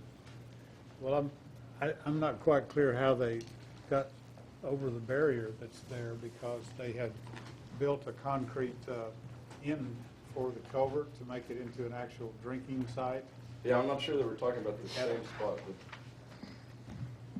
Well, remember earlier I was talking about the spring that originates out in the middle of this circle? Oh, that one, yeah, okay. I thought you were talking further north. So that's what we call the Wilson Spring Run. And then what's to prevent the habitat from being opened back up for that migration? Well, so it comes on our property right there. And so that's kind of where. That's why you, yeah, okay. Right. And so this handout, the area in blue is the known occupied darter habitat for the studies that we have done on the property, and then also some other ones that the Nature Conservancy recently did. I think it was back in maybe October. And so I just want to start by introducing myself. I'm Alan Edmondson with the Northwest Arkansas Land Trust. Northwest Arkansas Land Trust holds the Wilson Springs property, and it is a 121-acre property consisting of wetland prairie and some savanna habitat. It has 3 spring-fed streams that run through it. There's Wilson Spring Run, there's Clabber Creek, and then there's an unnamed tributary coming up from the north that you see there. As Joe and Bruce were saying, it is a very important natural resource, but it's only a fraction of the larger habitat of the area it is servicing. We've done a lot of restoration work out at Wilson Springs property specifically for the Arkansas darter. On your 3rd page, there's a little information packet about the Arkansas darter, some fun facts you guys can check out later. But that is about the actual size of the Arkansas darter. Yeah, it's a little guy. It doesn't grow to be more than about 2.5 inches long. And it is, as Bruce said, it is a candidate for the endangered species list. One of the main priorities for Northwest Arkansas is to continue to protect the habitat and keep it from being listed as an endangered species, which would, cause a lot more trouble for everybody, And so you can at least think of it that way, that if you're not into conservation and you're not into wildlife habitat, well, you're not going to be real into all these things that happen once it gets listed on the federal endangered species list. And so the U.S. Fish and Wildlife and the Arkansas Game and Fish Commission has both given us grants to do environmental restoration at this site. And so, as they're saying, this whole area was originally like a wetland prairie. And due to fire suppression and other things, because due to development, all the forest has come in and is shading out the streams. And the way that the darter was evolved was open sunshine reaching the streams, creating overhanging grassy vegetation and root trellises that are ideal habitat for the darter. And so when the overstory grows in and shades out the stream bank is no longer vegetated like that. And so it had created less than ideal habitat for the darter. And so one of our main focuses has been going in along the stream bank corridor and actually thinning the canopy to where sunlight is allowed to reach the stream. And we are already seeing success from that project. Our darter numbers have increased just within a year after doing it. The watercress is coming back, the grassy vegetation is growing, and we are really pleased with the results so far. That being said, like I said, this is only a fraction of the larger area. So if you'll turn to the 2nd page, there's a map of the approximate watershed for Wilson Springs Conservation Area. And as you see, it encompasses these areas that we're talking about. Mm-hmm. So it's very close to the site, and it's going to, any type of development is going to directly impact conservation at Wilson Springs, as well as the conservation of the darter. I mean, there's no way around the fact that that's going to happen. You're talking about the entire blue shaded area? What Yes, area? The blue and the... All the way up past 112? Mm-hmm. Yeah, that neighborhood That neighborhood. drains underneath. Because that drains the opposite direction, right? No, this drains to here. It's all moving. Oh, it The does, line it does is drain right into there. here. Yeah, right. The drainage will go Right. that way. Right, and so that whole area that you see drains, and we are realistic. We realize that this area ultimately, more than likely, will become developed. So one of the main things we would definitely recommend would be low impact, low density development on and around these sites to protect the greater ecosystem that is this historic wetland. And as Joe was saying, I'm kind of repeating a lot of stuff Joe said here, but it is a very important watershed. It's the Illinois. It's already, yes, ma'am. Well, no, go ahead, finish your sentence. Okay. Go ahead, I do have a question about it. Okay. It's very, very, very important because it drains to the Illinois, which is already, as we know, a river of problems for this state. So keeping good water quality is good for everybody in the Illinois River. All the basic functions of a wetland, as was alluded to, you can't really put a price on an important natural resource like that. And this is this wetland and the larger wetland is providing an incredible ecological service for the city of Fayetteville and should be treated as such. Can I ask my question? Yes, ma'am. Okay, so in this dark area is the watershed, and Yes, the ma'am. church that they're building is right there too? Yes, ma'am. Yeah, Well, that's already, so they've already messed that up? Well, yeah. but that's only about 5% of this entire area. So there's a huge portion we can still work with. So, I mean, yeah, is that, so that's all not is gonna is not lost because of that one parking lot. Yeah, but, I mean- but the more development encroaches and gets closer and closer, it's going to be a problem. I mean, So my question is, should that have been taken into consideration before they did that? Amen. yes. Okay, all Yes, right, definitely should have. I'm an English major, so you're gonna have to Yeah, pick yes, me up ma'am. on biology. Definitely should have. Crosshairs. Okay, all right, I get it. As we look at a watershed of this size and there's already a lot of development in it, Yes, sir. are there any critical thresholds that the professionals who plan these kind of things and do the research on the habitats would keep an eye on? Is there a place where you say, oh, this has gone too far and there's nothing to do about it now? I'd like to default to Joe on this. And I would default to Bruce, but I It's wouldn't. too late. Tag, You you're lost the battle. Well, that's what I'm saying. Is there a percentage of it that once it's gone, you say, Well, see, we That's hard to probably say. we've probably already done that, okay. in truth. 20 We've years probably ago. already done that. 20 years ago, probably.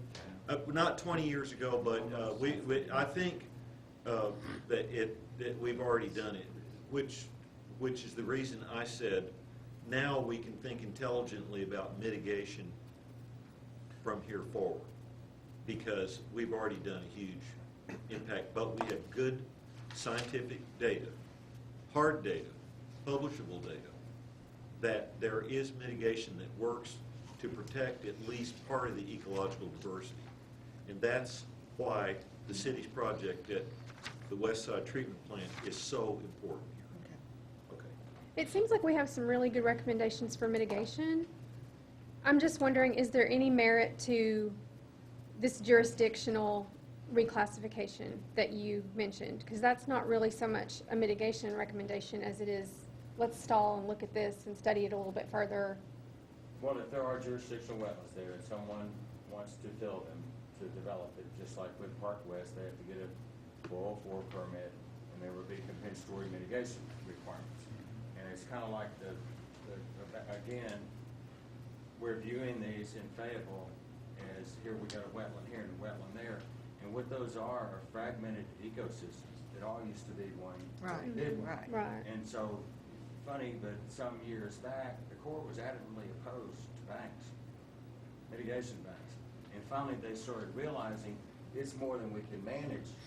All these little scattered on-site mitigation sites, if people do it half-assed, I'll just say it, that's the truth.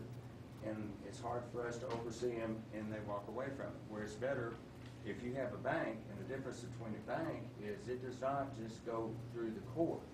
A mitigation bank has to be approved by a multi-agency wetland planning team, which involves ADEQ, Fish and Wildlife Service, it's gotta be like 5 or 6 different agencies. So it comes under a lot more scrutiny. And so basically and who are ecologists, and basically you have one big contiguous area, which is somewhat of the way things used to be, instead of all these little scattered wetlands. So Somewhere that gets protected and it's larger and better managed and all that kind of stuff. So the Corps will encourage them, to answer your question, if they feel those jurisdictional wetlands on that property, the Corps will encourage them, well, buy credits from a bank, because that's the most ecologically sound way to do it. But they may want to do on-site mitigation. And so sometimes it's stuff that barely meets the definition of wetland, some of the mitigation I've seen, some of those little bitty on-site mitigations that are done. And so does it replace the function and value, ecological function and value of what is lost? And so you can have a property this size, and it may have 4 or 5 acres of wetlands on it, but it's like, to the developer's perspective, man, that's killing me, because they're not all in one little corner. They're scattered all over that property. So if I want to develop that property, I'm going to have to wipe out pretty much all of those wetlands. And so, and also what is next to those wetlands, because now in mitigation, you can generate compensatory mitigation credits for upland buffers that are adjacent. You don't just have wetlands, and it's a wetland, it's a matter of what's next to it. And so preserving and restoring those upland buffers is equally important. So this jurisdictional thing is kind of a crapshoot, but if we maintain more control of the situation, then we could recommend the mitigation be Woolsey Wet Prairie. Yes, but Woolsey Wet Prairie would have to be expanded and approved as a mitigation bank, and that would be a process that takes about a year. Does the city? But the city owns the property.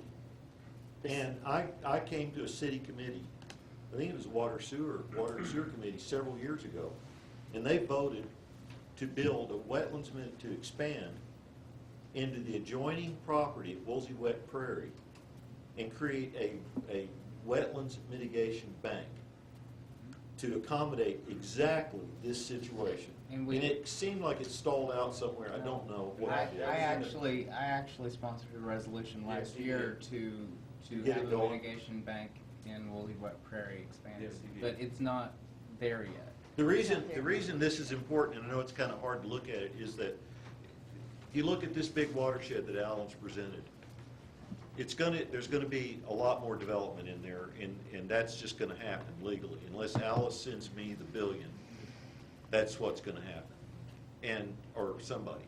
And we know from the studies that Woolsey Wet Prairie has the plant diversity, the diversity of reptiles and amphibians and birds. We know that works. What's been done there is proven. It's not a crapshoot.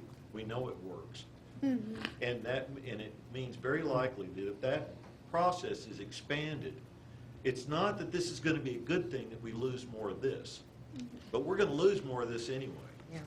So what can we get for the species that are involved? And that's, for me, that's the bottom line. Like, I want more habitat for more American golden plovers, for more LeConte sparrows, for more of these rare sedges and that sort of thing. And this is the only way to get it, because some little piddly 2 acres, 20 miles from here, and they say, okay, we're done with mitigation. It doesn't save the species that are inside the city of Fayetteville right now. And that's what we need to do.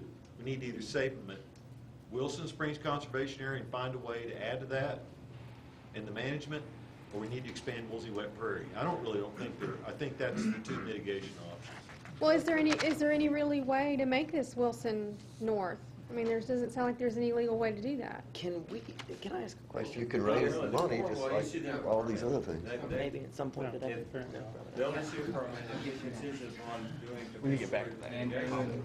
But the Corps, as a federal agency, under the Clean Water Act, they've got that mitigation contingency, but they can't tell somebody, well, no, we're not gonna issue you a permit because there's wetlands there. Happens all the time. They can't do There's that. permits, people are filling wetlands all the time, and they get a permit for it. And that's where this compensatory mitigation thing comes in. That's what they're trying to do to compensate for that loss. How are they doing with it? The Corps? The core is just, what you have to do is, if you're gonna have an impact site and you're going to buy credits from an approved mitigation Right. bank, it has to be in the same HUC 8, the 8-digit hydrologic unit code. And so So that's a good thing. And so that 8-digit hydrologic unit code, and so there are all these sub-watersheds that have been divided up. And so the 8-digit, for instance, 8-digit hydrologic code for Wet Prairie is the Illinois River, and there's a good part of that 8-digit code of that hydrologic unit, because we think of Illinois on the west side of Fayetteville, on the White River on the east side. There's quite a bit of that is actually on the eastern boundaries, the older part of town that is in the Illinois River watershed. And so looking down the road at future city infrastructure improvements, and this is what I've been pushing on for years, and Alan has helped on this, and David Jurgens was certainly for it. He saw the benefit of it. When we saw what happened at Wet Prairie, it's like, okay, this city is going to grow. It's going to happen. And so it's going to save a lot of money. Instead of buying credits from somebody else, let's just move right next door and do a clone of what we have at Wet Prairie. And so whenever the city has infrastructure improvements, they don't have to pay for someone who has bought land to do a mitigation bank. They have their own mitigation bank. Plus, to help fund it and manage it, they can sell mitigation credits to outside parties. Currently, we have surplus credits because we generated way more credits than what was required by the wastewater project. But because it was kind of after the fact matter, the Corps says, well, okay, you can use those for city infrastructure improvements, those credits, those surplus credits, but you cannot sell them to outside entities. And so, like with the recent Van Ash improvements, that saved the city tens of thousands of dollars of having to go buy land somewhere and do a mitigation site because we got to use those surplus credits. So thinking, again, outside the box a little more, just think of the economic benefit if you move next door and do that again. With that, going through the full bank process, you would be able to sell those credits and generate revenue. And we already own the property. The important thing is, we don't have to buy that property. We own it. Okay, you've had your hand up for quite a while, so I'm going to let you ask your question. Not even sure where to start at this point. Peter, does the city have any control, any jurisdictional control, any current law or process or mandate that we have any say in mitigation? Because from what I'm hearing, that is entirely through the court. Is there currently any process the city has to mandate any kind of mitigation when dealing with property development? Related to wetlands? Yes, sir. Correct me if I'm wrong, Bruce, but I don't believe that we have any jurisdictional control in that area. It's all under the Corps. The only thing we do any kind of have mitigation control over is when it comes to tree preservation. Well, until that, until they take care of that in a couple of weeks. Yes, We do a mitigation, have a mitigation option under our tree preservation ordinance. Got it. Is there legal authority to create that? Right, that was my next question. Sorry. No, that's perfect. Number two. It may be. I honestly am not all that knowledgeable. We would have to look at how does the current core process work, and where are we unsatisfied with the way the current core process works? How would we want to try and structure something to complement that, and the area that we're not satisfied with how their process works? I don't know. I'm not familiar with how these are treated in other communities, but a lot of times, we look to other similar communities across the country for examples of how these kinds of processes are established. For example, when we were establishing our hillside overlay district, which is an overlay on steeper sloped areas of Fayetteville, we looked to a lot of communities in the Appalachian Mountains area, like Asheville, North Carolina, for examples of how to write code that addresses development in hillside areas. So we would need to do that research and it hasn't been done, and so It we would have to actually be don't know put what together, our options like would this- be in that area. Like, look at the stream ordinance, that's above and beyond the Corps' jurisdiction, but you did it, didn't you? Sure. Yes, So, we did. so Yeah, and it's a little different than the, You ruffled some feathers. but you did it. it's not exactly the credit or mitigation. I mean, it's just what, it doesn't really have a mitigation component to it. It essentially says, this is the corridor, Right. you know, inside that corridor, this is what you can do, and this is what you can't do. And there's the big list is what you can't do. But I refer back to the retention pond versus the detention pond thing. Sure. So, And that's, I suggest the city explore that, because in the Unified Development Code, it talks about detention ponds, talks about planting trees and stuff on them, but, you know, you've seen them, they're compacted red clay, great big dirt pits, and they're built for hydraulics, period. Sure. They don't have a thing to do with ecology, and they could be. Cool. Very little So- extra What cost. is that structure out behind Sam's? Is it retention? The one that's west? It's a big pond behind there. They actually were That trying to holds do some the, water. they were That- trying to do the right That thing when holds they some built water. it. Yeah. Most Walmarts do. And that's- The ones I've that's seen, retention? you know, they even planted some cypress trees in one. The one on MLK, and then they died. so if I can get my 2 cents in, because probably won't talk again the rest of the meeting. My recommendation, right, it is our job as a committee to give recommendations to city council. That is our sole job.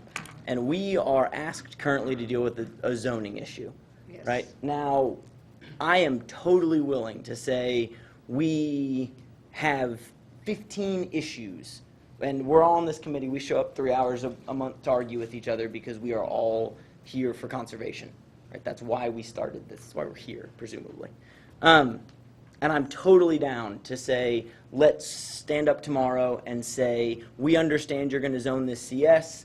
You know, we understand that within the limits of what we're being asked, we support that over a C1, a C2, an urban thoroughfare, whatever. You know, but, and talk for 10 minutes. That's fine with me. Right? But to me, these are two very different issues. We have this issue we were asked to talk about, and then we have a huge problem in the way that our city deals with wetlands. So I guess what my question is can we either stop mixing the two up and say we feel this about the zoning, we understand what's going to happen tomorrow night. Now what can we, as the Environmental Action Committee, realistically, proactively work on? Do we need to start looking at other cities that have mitigation structures within the city that go above and beyond the core? Do we need to look at detention ponds versus retention ponds and what kind of legislation we can recommend or work with our aldermen to put together? I feel like sometimes we start getting so holistic that we completely lose what we're talking about. So I guess my question is, as a committee, we're asked to give a recommendation on a zoning issue. How do we feel about that? And then what can we as a committee do to address a much larger problem, which I would assume everyone in the room agrees is a problem? If I may, the Corps of Engineers, over the years, officials that I would talk to in the Little Rock District would tell me, your city can make stronger rules than what we're doing. All that time. There was never any question in their minds that we could make local ordinances that follow their guidelines and take it a little bit further. Because different administrations over the many years have persuaded their environmental agencies to go a little lean, a little tougher, you know. So, you know, well, I gave up graduate school for outdoor writing in 1974. So that was my first green job. And I always had that sense from the Corps. The real people that worked there believed that they weren't doing enough. And they thought we should push, and the public has to push. And we don't know right now, talking about what we're going to do, we don't know which bank even owns it. I'd like to talk to those people and find out what their feelings are. We've got this young man who's an expert on land trusts. A land trust is what it needs right now. And it needs to be joined with in perpetual protection along with the existing Wilson Spring area. And of course, I know a lot of other places in Fayetteville that deserve it too, but that is one that's really special, and it's connected to another big one. So I think we, if we are an environmental committee and not a contractors association or something, would agree that this land is very precious, and it is wonderful habitat. We've got downstairs by the elevator, by the restrooms, you can see that big sign that says we're the only city in Arkansas that has a community wildlife federation or National Wildlife Federation community habitat certification. The only one right now. So we should lead in that, and the city council and the others who look at it should think in terms of that. We're not here to slow down the process. We're not here to compromise. We compromise every time we lose. Every time one of these pristine places, potentially pristine, even though they're old cow pastures, as Bruce proved with Woolsey, all you have to do is stop letting that fescue grow out there in the winter and let the native species take over a lot of those fields. And then how many, 400 and something now? 450 plant species. Yeah. Yes, sir, I'm sorry. Can I interject two quick items? Not questions, just comments. I did find a letter in the packet on bank ownership. It looks like it's addressed to two banks, Simmons First Bank in Lincoln, Arkansas, and Legacy National Bank in Springdale, Arkansas. Legacy was one that had a sign on the property. Okay, so that may be the property owner. The other thing I wanted to just add, Alan, is it's not actually on the city council agenda for tomorrow night. It was. Did we pull it? I think what happened is y'all rezoned that upper piece up here to the RSF 8 under the ordinance that was going through that night. Separated that out. Staff is supposed to bring back a Right, new so staff is packet. going to bring back a new proposal based on feedback from this committee. Oh, that's Thank you for good. finding that So out. it's not that actually leaves on the- us till next month. It's not actually on the agenda. So what constitutes feedback from the committee? Are they going to review the 3-hour movie or? No, they're not. I can promise. There's too much reading. Couldn't you come up with a new special aquatic resource zoning classification? Well, here. Develop the criteria for it. Yeah. And say if it's got this, this, and that, that's the only way you can do it. If we're talking about zoning and these ecologically sensitive areas, come up with that criteria and say if it's got this, this, and this, then damn it, this is how it ought to be zoned. That's what I was alluding to when I said, let's have the city attorney come to our next meeting. Yes. So we can talk about what that zoning could look like. But right now, here's the situation. I mean, long and short of it, and here's what the city attorney's gonna tell us at the next city council meeting. The bank foreclosed on a property that was owned in a PZD, and it was worth a certain amount because it was zoned for a certain development, and if they don't get their money out of it, they're gonna sue the city for an inverse condemnation. So we have to figure out a way to meet in the middle somehow on this one, and there's not a whole lot of way around that. Unless somebody writes a check to buy it. Or a land trust, and we don't know how much Yeah. it would sell for, right now. What, you want the bank to give it to us? Yeah, like a. That would solve that problem. Value? Do we know what the price value of it? I don't think we have a right to that, actually. Don't have a right to a price, To appraise value, no. to appraise value? Well, you can go and tell You me. can get it You on can have it the appraised. We county. can have appraised, You but check that wouldn't tell you the appraised value, just an assessed value. Okay. So since this isn't on the agenda tomorrow, I propose that we don't make a decision on this property yet. That's a good. I agree. Because I think, we need more time to look. But I think to continue on with the thought that's been raised 2 or 3 times, and that is, I think, in the Enduring Green Network, any development, we probably ought to consider somehow proposing, a new form of zoning, if it's going to be in the Enduring Green Network, to look at ecologically sensitive areas or watersheds or critters playing something. I don't know how to phrase it, but Well, we we've got got this critters. giant enduring green network around parts of the city that we It could just be keep on developing. ES, environmental services. It wouldn't even just have to be I did. wetlands, you know? But I think that needs some attention, because we don't, there's no teeth, you know, so it's enduring green network. But if we don't vote tonight and we're back to where we were next month, I mean, we're gonna be in the same place, and it sounds like the only thing that we can do is recommend CS.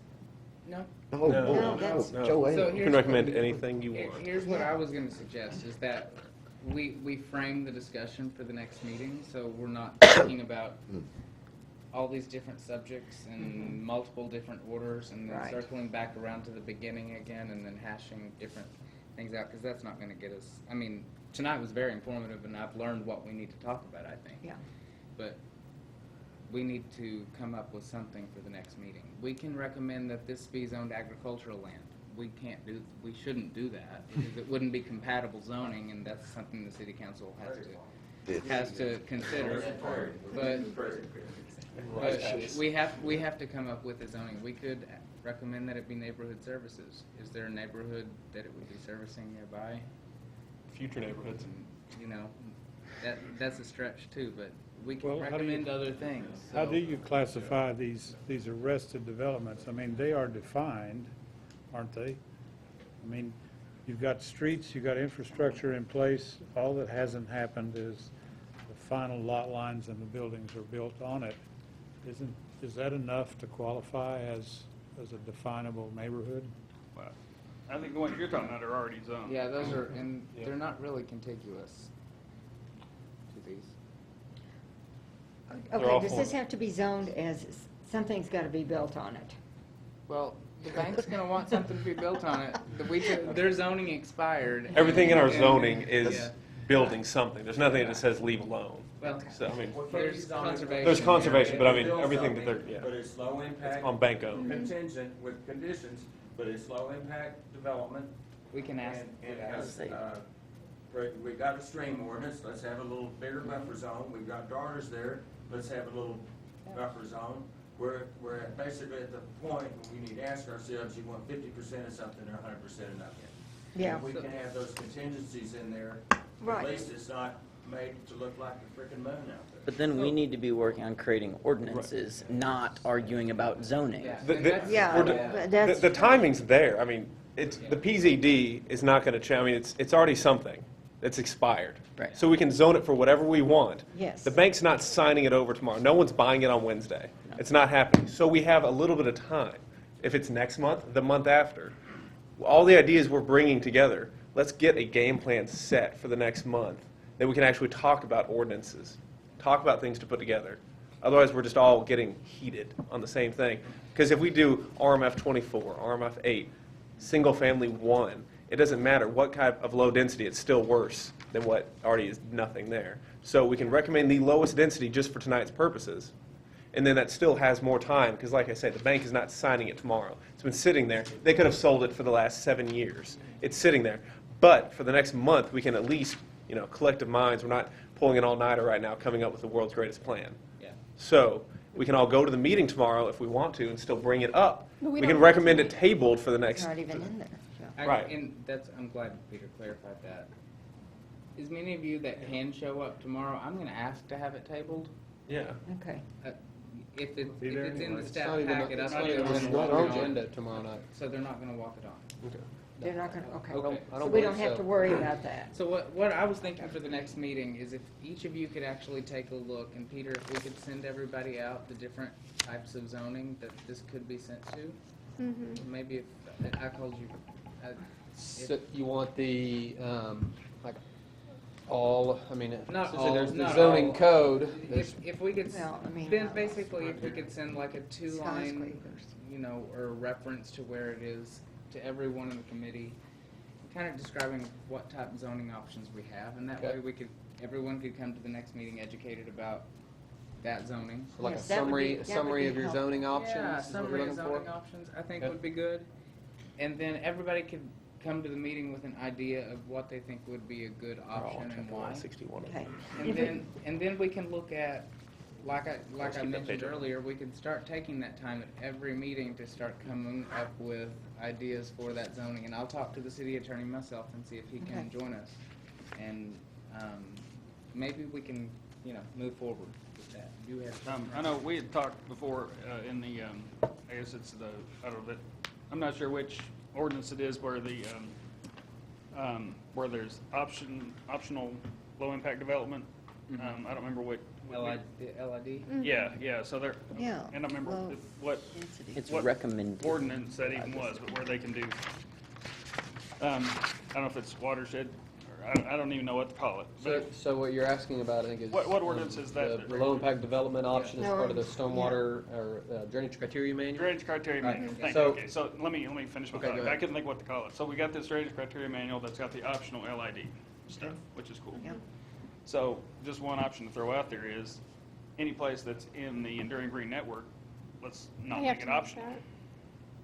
You know. Can we do that? You really can't do that in the state of Arkansas. Oh, really? No, you can't do that in the state of Arkansas. But I mean, we can do 50-foot buffers on creeks, but we can't. Well, no require- one's challenged that yet. Yeah.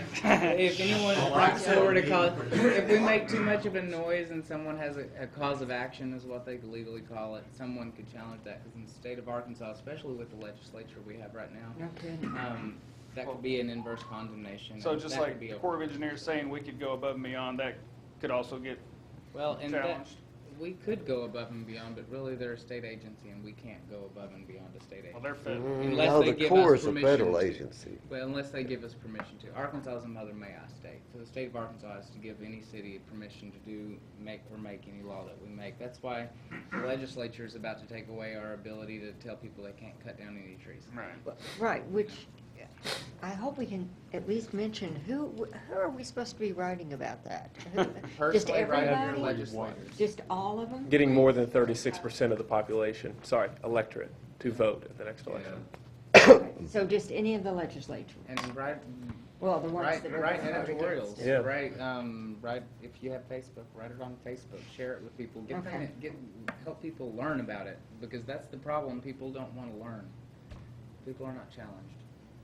So, Alan, I think if I heard you correctly, you're interested in seeing a summary of the zoning options, the viable zoning options for the property for the next meeting, to address the question of what zoning does the committee want to recommend for the property.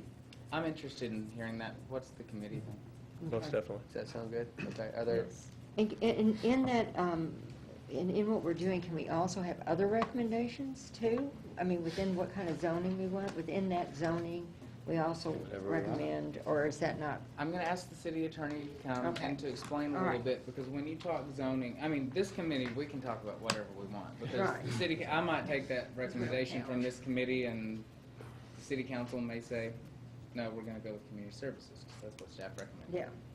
Yeah. But the city attorney can talk to you a little bit about the things the city council does and doesn't consider, Okay. so that you can temper your recommendation with things that they actually will consider. Okay. and there's essentially, the reason for that is there's essentially two steps under traditional development. The zoning discussion and decision, which is made at the council level on what is the zoning for the property. And then the pieces you were asking about related to low-impact development and the drainage criteria manual, those decisions and ordinances were all applied during the development review phase, which happens after the zoning decision. So the zoning is determined, that guides the development, what can and can't be built there. But then all of the actual ordinances related to development are applied later during the actual detailed design of what's to be built on the property. Okay. Well, just the tree ordinance and the watershed protection ordinance have been constantly taken backward at each meeting of the planning commission over the years now. That was always going on. The tree ordinance was being violated, but it wasn't being violated because they got a variance.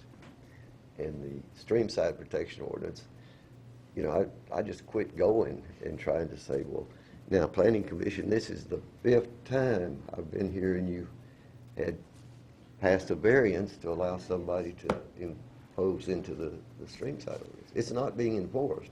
That's why we don't have any lawsuits about it. Everybody's had their way. And I can take you and show you lots where it's occurred. You know, but I have to say, it has helped in some areas. Yeah, And- oh, and it if- has, And if someone people- did have that reason to challenge it, we wouldn't have it, period. But they, see that, That is scary, and it's a real possibility. And the city attorney's told me that very blatantly, that no one's challenged it, that's why we still have it, at least in the form it's in. but there are houses built up just from here to there, from where it drops off into the creek. Yeah. And it's happened since that ordinance was passed, because they got a variance. Well, our lot, we don't want it here. We don't want to have the house out further toward the street. We want it back here. There's always going to be room for a variance, though. I mean, no matter what Yeah. we write, I mean, we can Yeah. sack the planning Sure. commission, but that's something that we can't address, really. Right. So I think we've made some progress on talking about what we are going to talk about, which is a big step. And I really appreciate Joe being here, Alan. Yeah, thank I you. appreciate you being here. Always appreciate you, Bruce. You've been an invaluable resource to me over the last 2 years and whatever, 3 months, I guess it's been. And Fran, I think you said something that really stuck tonight. Is we messed this up a long time ago, and that's why we're talking about it now. But luckily, the city council's actually talked about sending more things when it comes to zoning to the Environmental Action Committee before the mistakes are made. So hopefully that's something that can take hold. And Can I, just a citizen, say something? Because I've lived in Fayetteville Absolutely. for more than 10 years, and I've always been a member of different environmental organizations. I've been interested in the environment. I've spent half of my life in the woods. I've lived in, I've been one of the problems, because until I read Joe Neal's books, beginning about a year ago, I had no idea what we had in Northwest Arkansas. You know, we saw it tonight with the presentation, but those books were the beginning for me.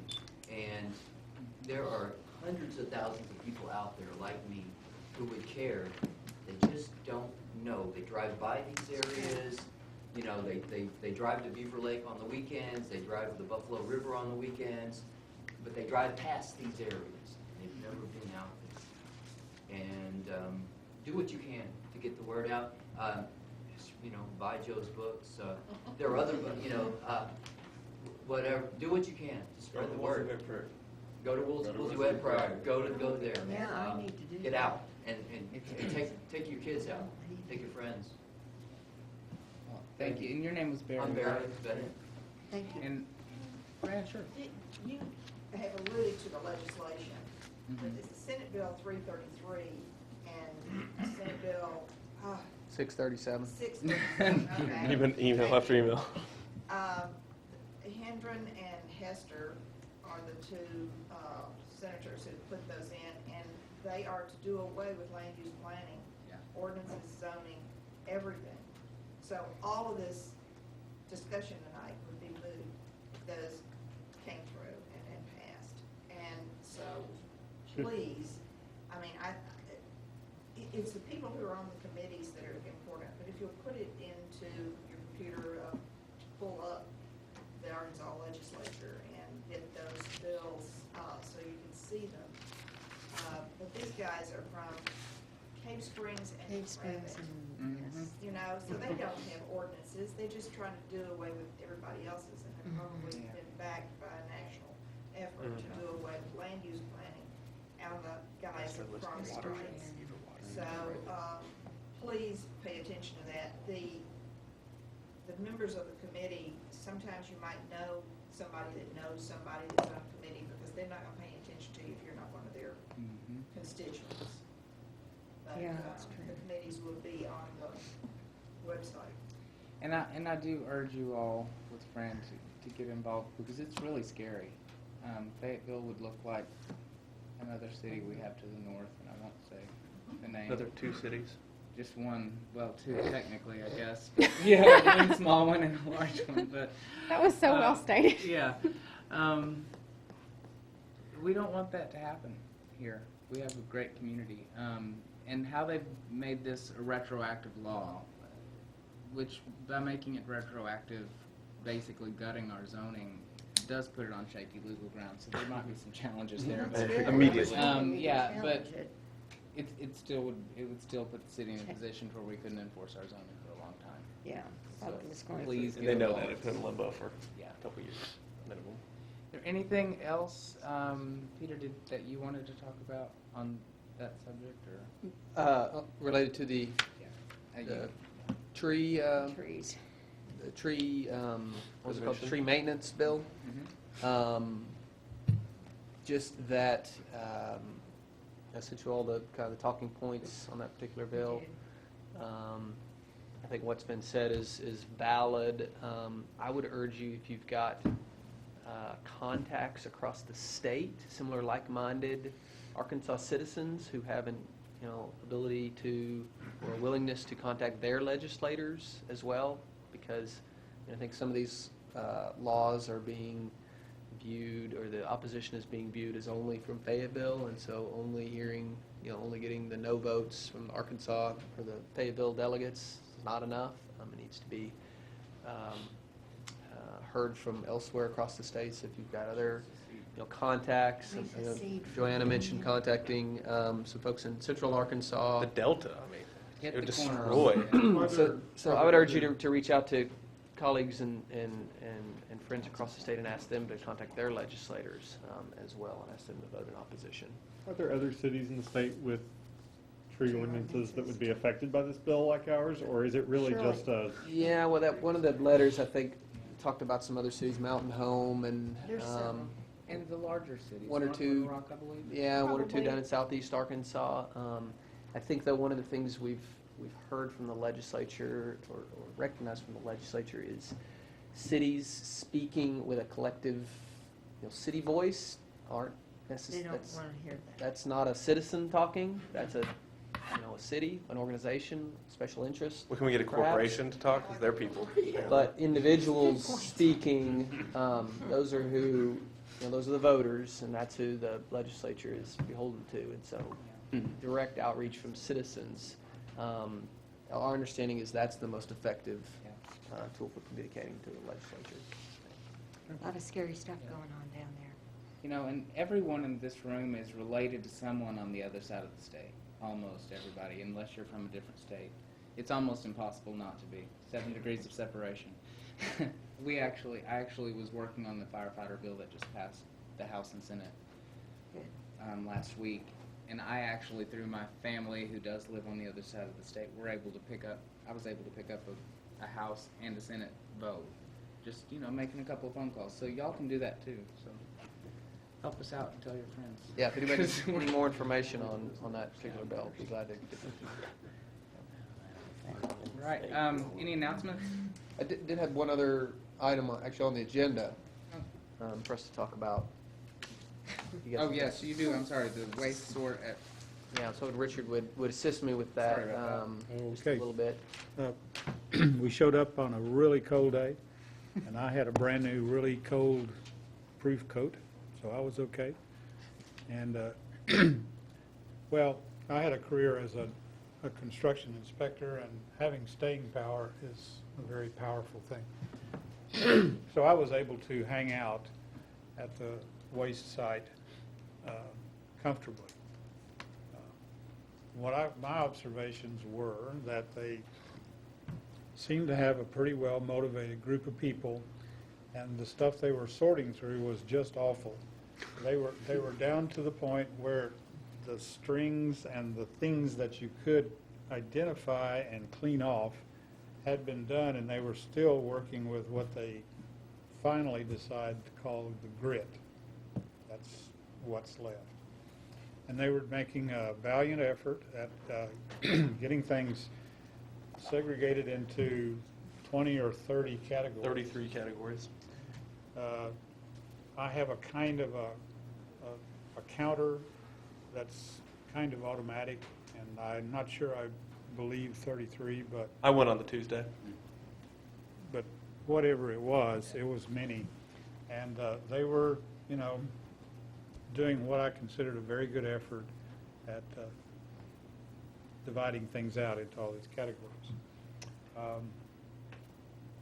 So that looked totally on the up and up, and I think the numbers are believable. They were weight numbers,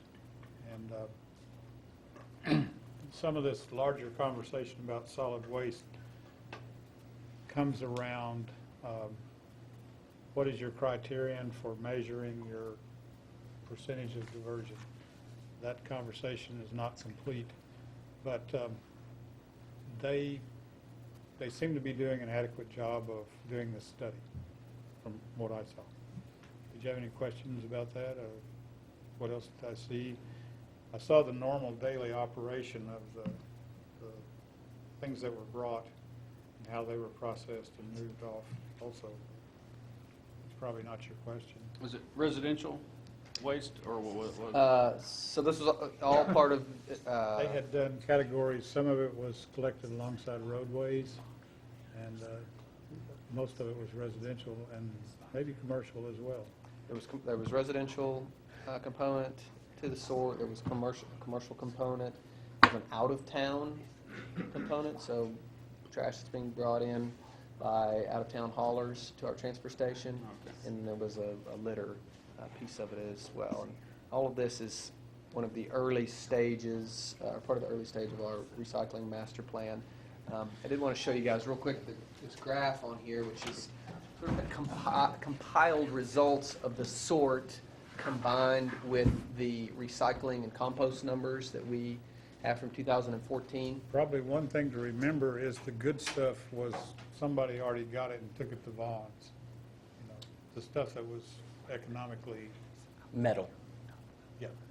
Yeah, could So very well be. This is not a sampling of everything there is. Yeah. So in 2014, about 11% of material that came through recycling and trash was composted through our city compost program. And all these are by weight percentages. About 9% was recycled. And so that's about 20% diversion material that was handled by recycling and trash. Of the remaining 80%, here's our remaining 80%, and if you apply the results of the waste sorts, so the segregating materials into the 33 categories that they did, and identifying what is recyclable, and you know what could have been done with all that material if it hadn't gone to the landfill.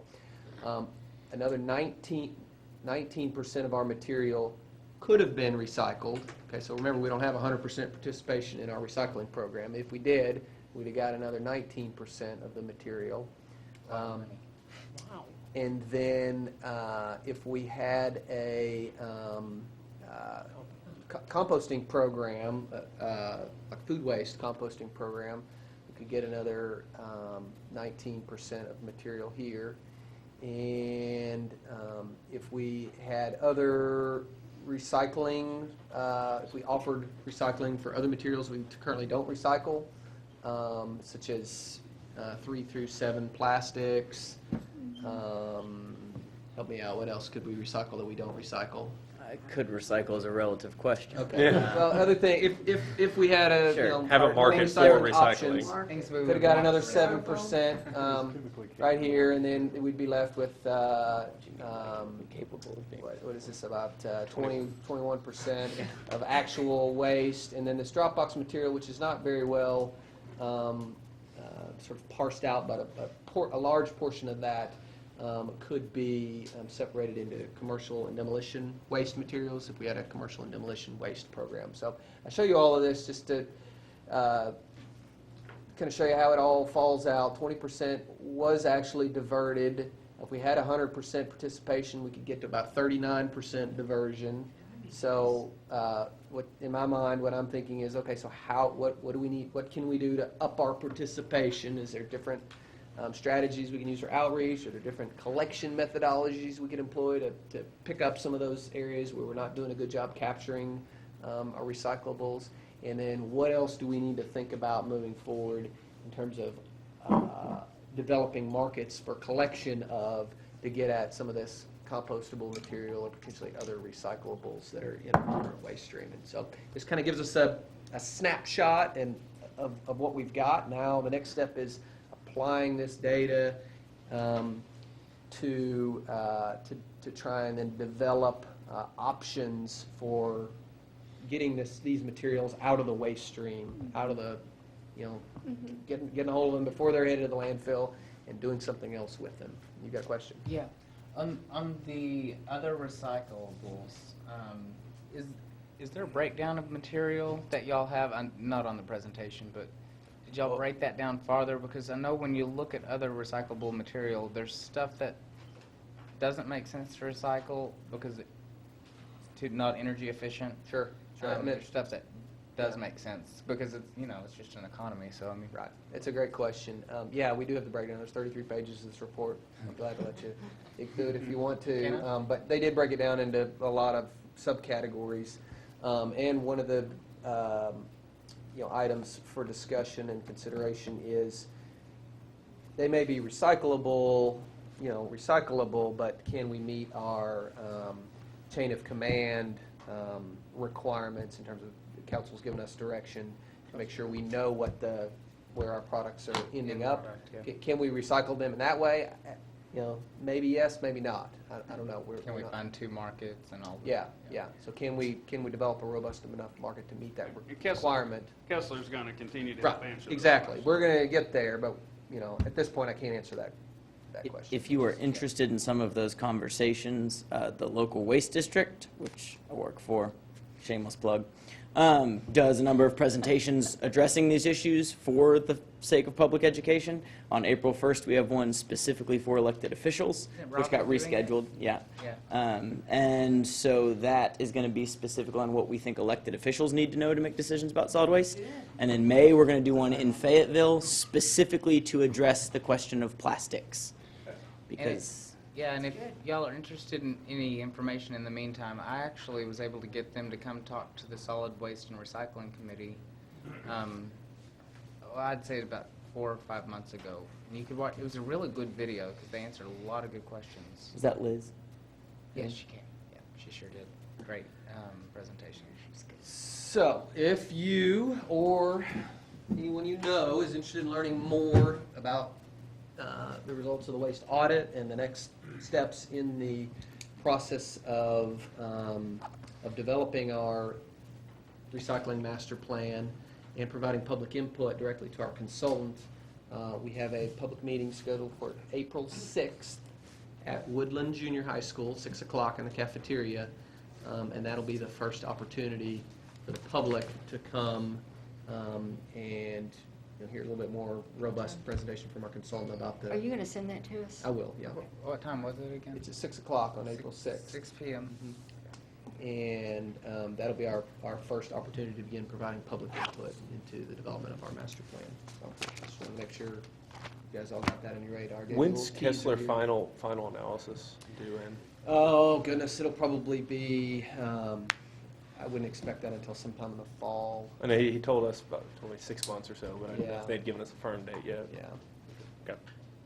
Okay. We don't have a firm date for it, but I wouldn't expect it, any earlier than October or November-ish. I would encourage people before that April 6th meeting, if you want to go, to read the previous version of this that was done by a different consulting group a couple of years ago.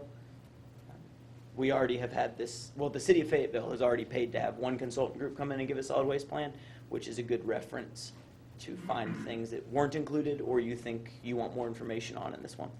That will help them a lot. Though I'm sure they've read the next stuff. Yeah. All right. I've got one other announcement. Oh, I've got another announcement too, but go ahead. okay. Well, I'm done with this one. you can go first. Okay, I will. Invasive species. I know many of you have an interest and passion on invasive species. Invasive species came up at the agenda session last Tuesday. There was an Oregon Forestry Advisory Board presentation on their desired work products and work plan for 2015, and invasive species is one of the items on their list of to-do items. And as I understand, it came up again at their regularly scheduled meeting, which was last Wednesday, the day after the agenda session meeting. And so I think there's going to begin to be some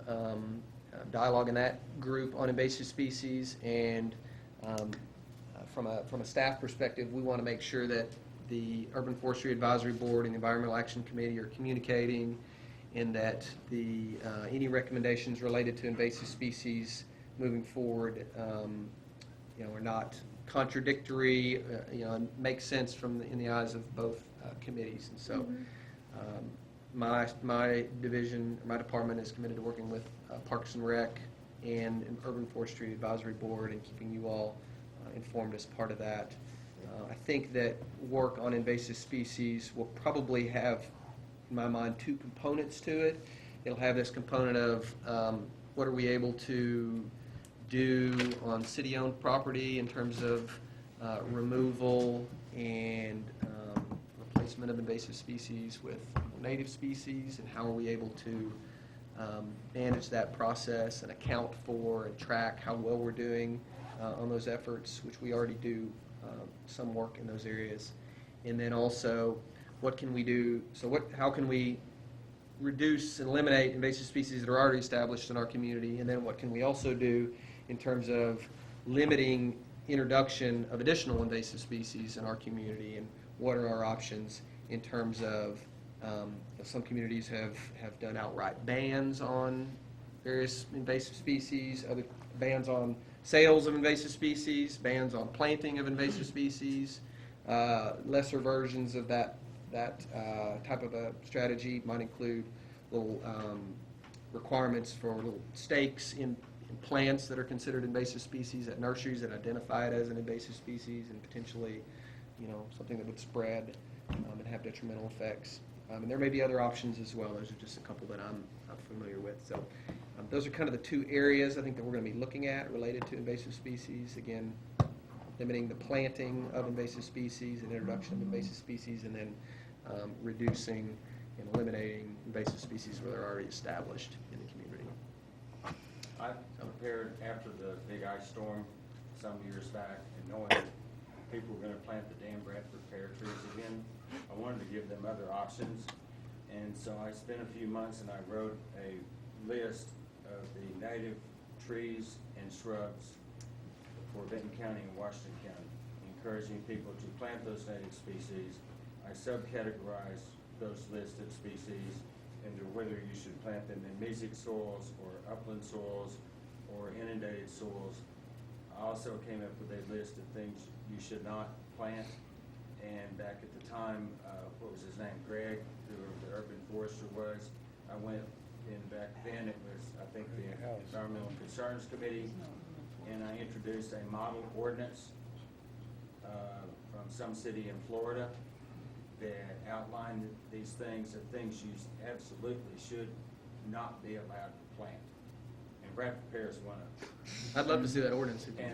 Still got a copy of it. So it never went anywhere. Did you have anything that was green all year long? I believe so. I think so. I'll have to look at it again. But, I can forward that to Alan. He can disseminate it to you two and disseminate it. I think Bruce brings up a great point. Another component of this is an educational component as well, around educating the public on why we don't want them to plant invasive species, what are viable options.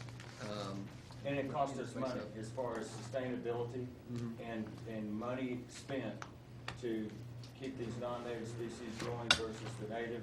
I've got the economics of it in there, and also it was, I don't know, I get asked to speak at so many groups, I don't remember which one it was, but I have a PowerPoint presentation of how many thousands, over 50,000 non-native species of plants and animals have been introduced into this country, and it cost us a bunch of money.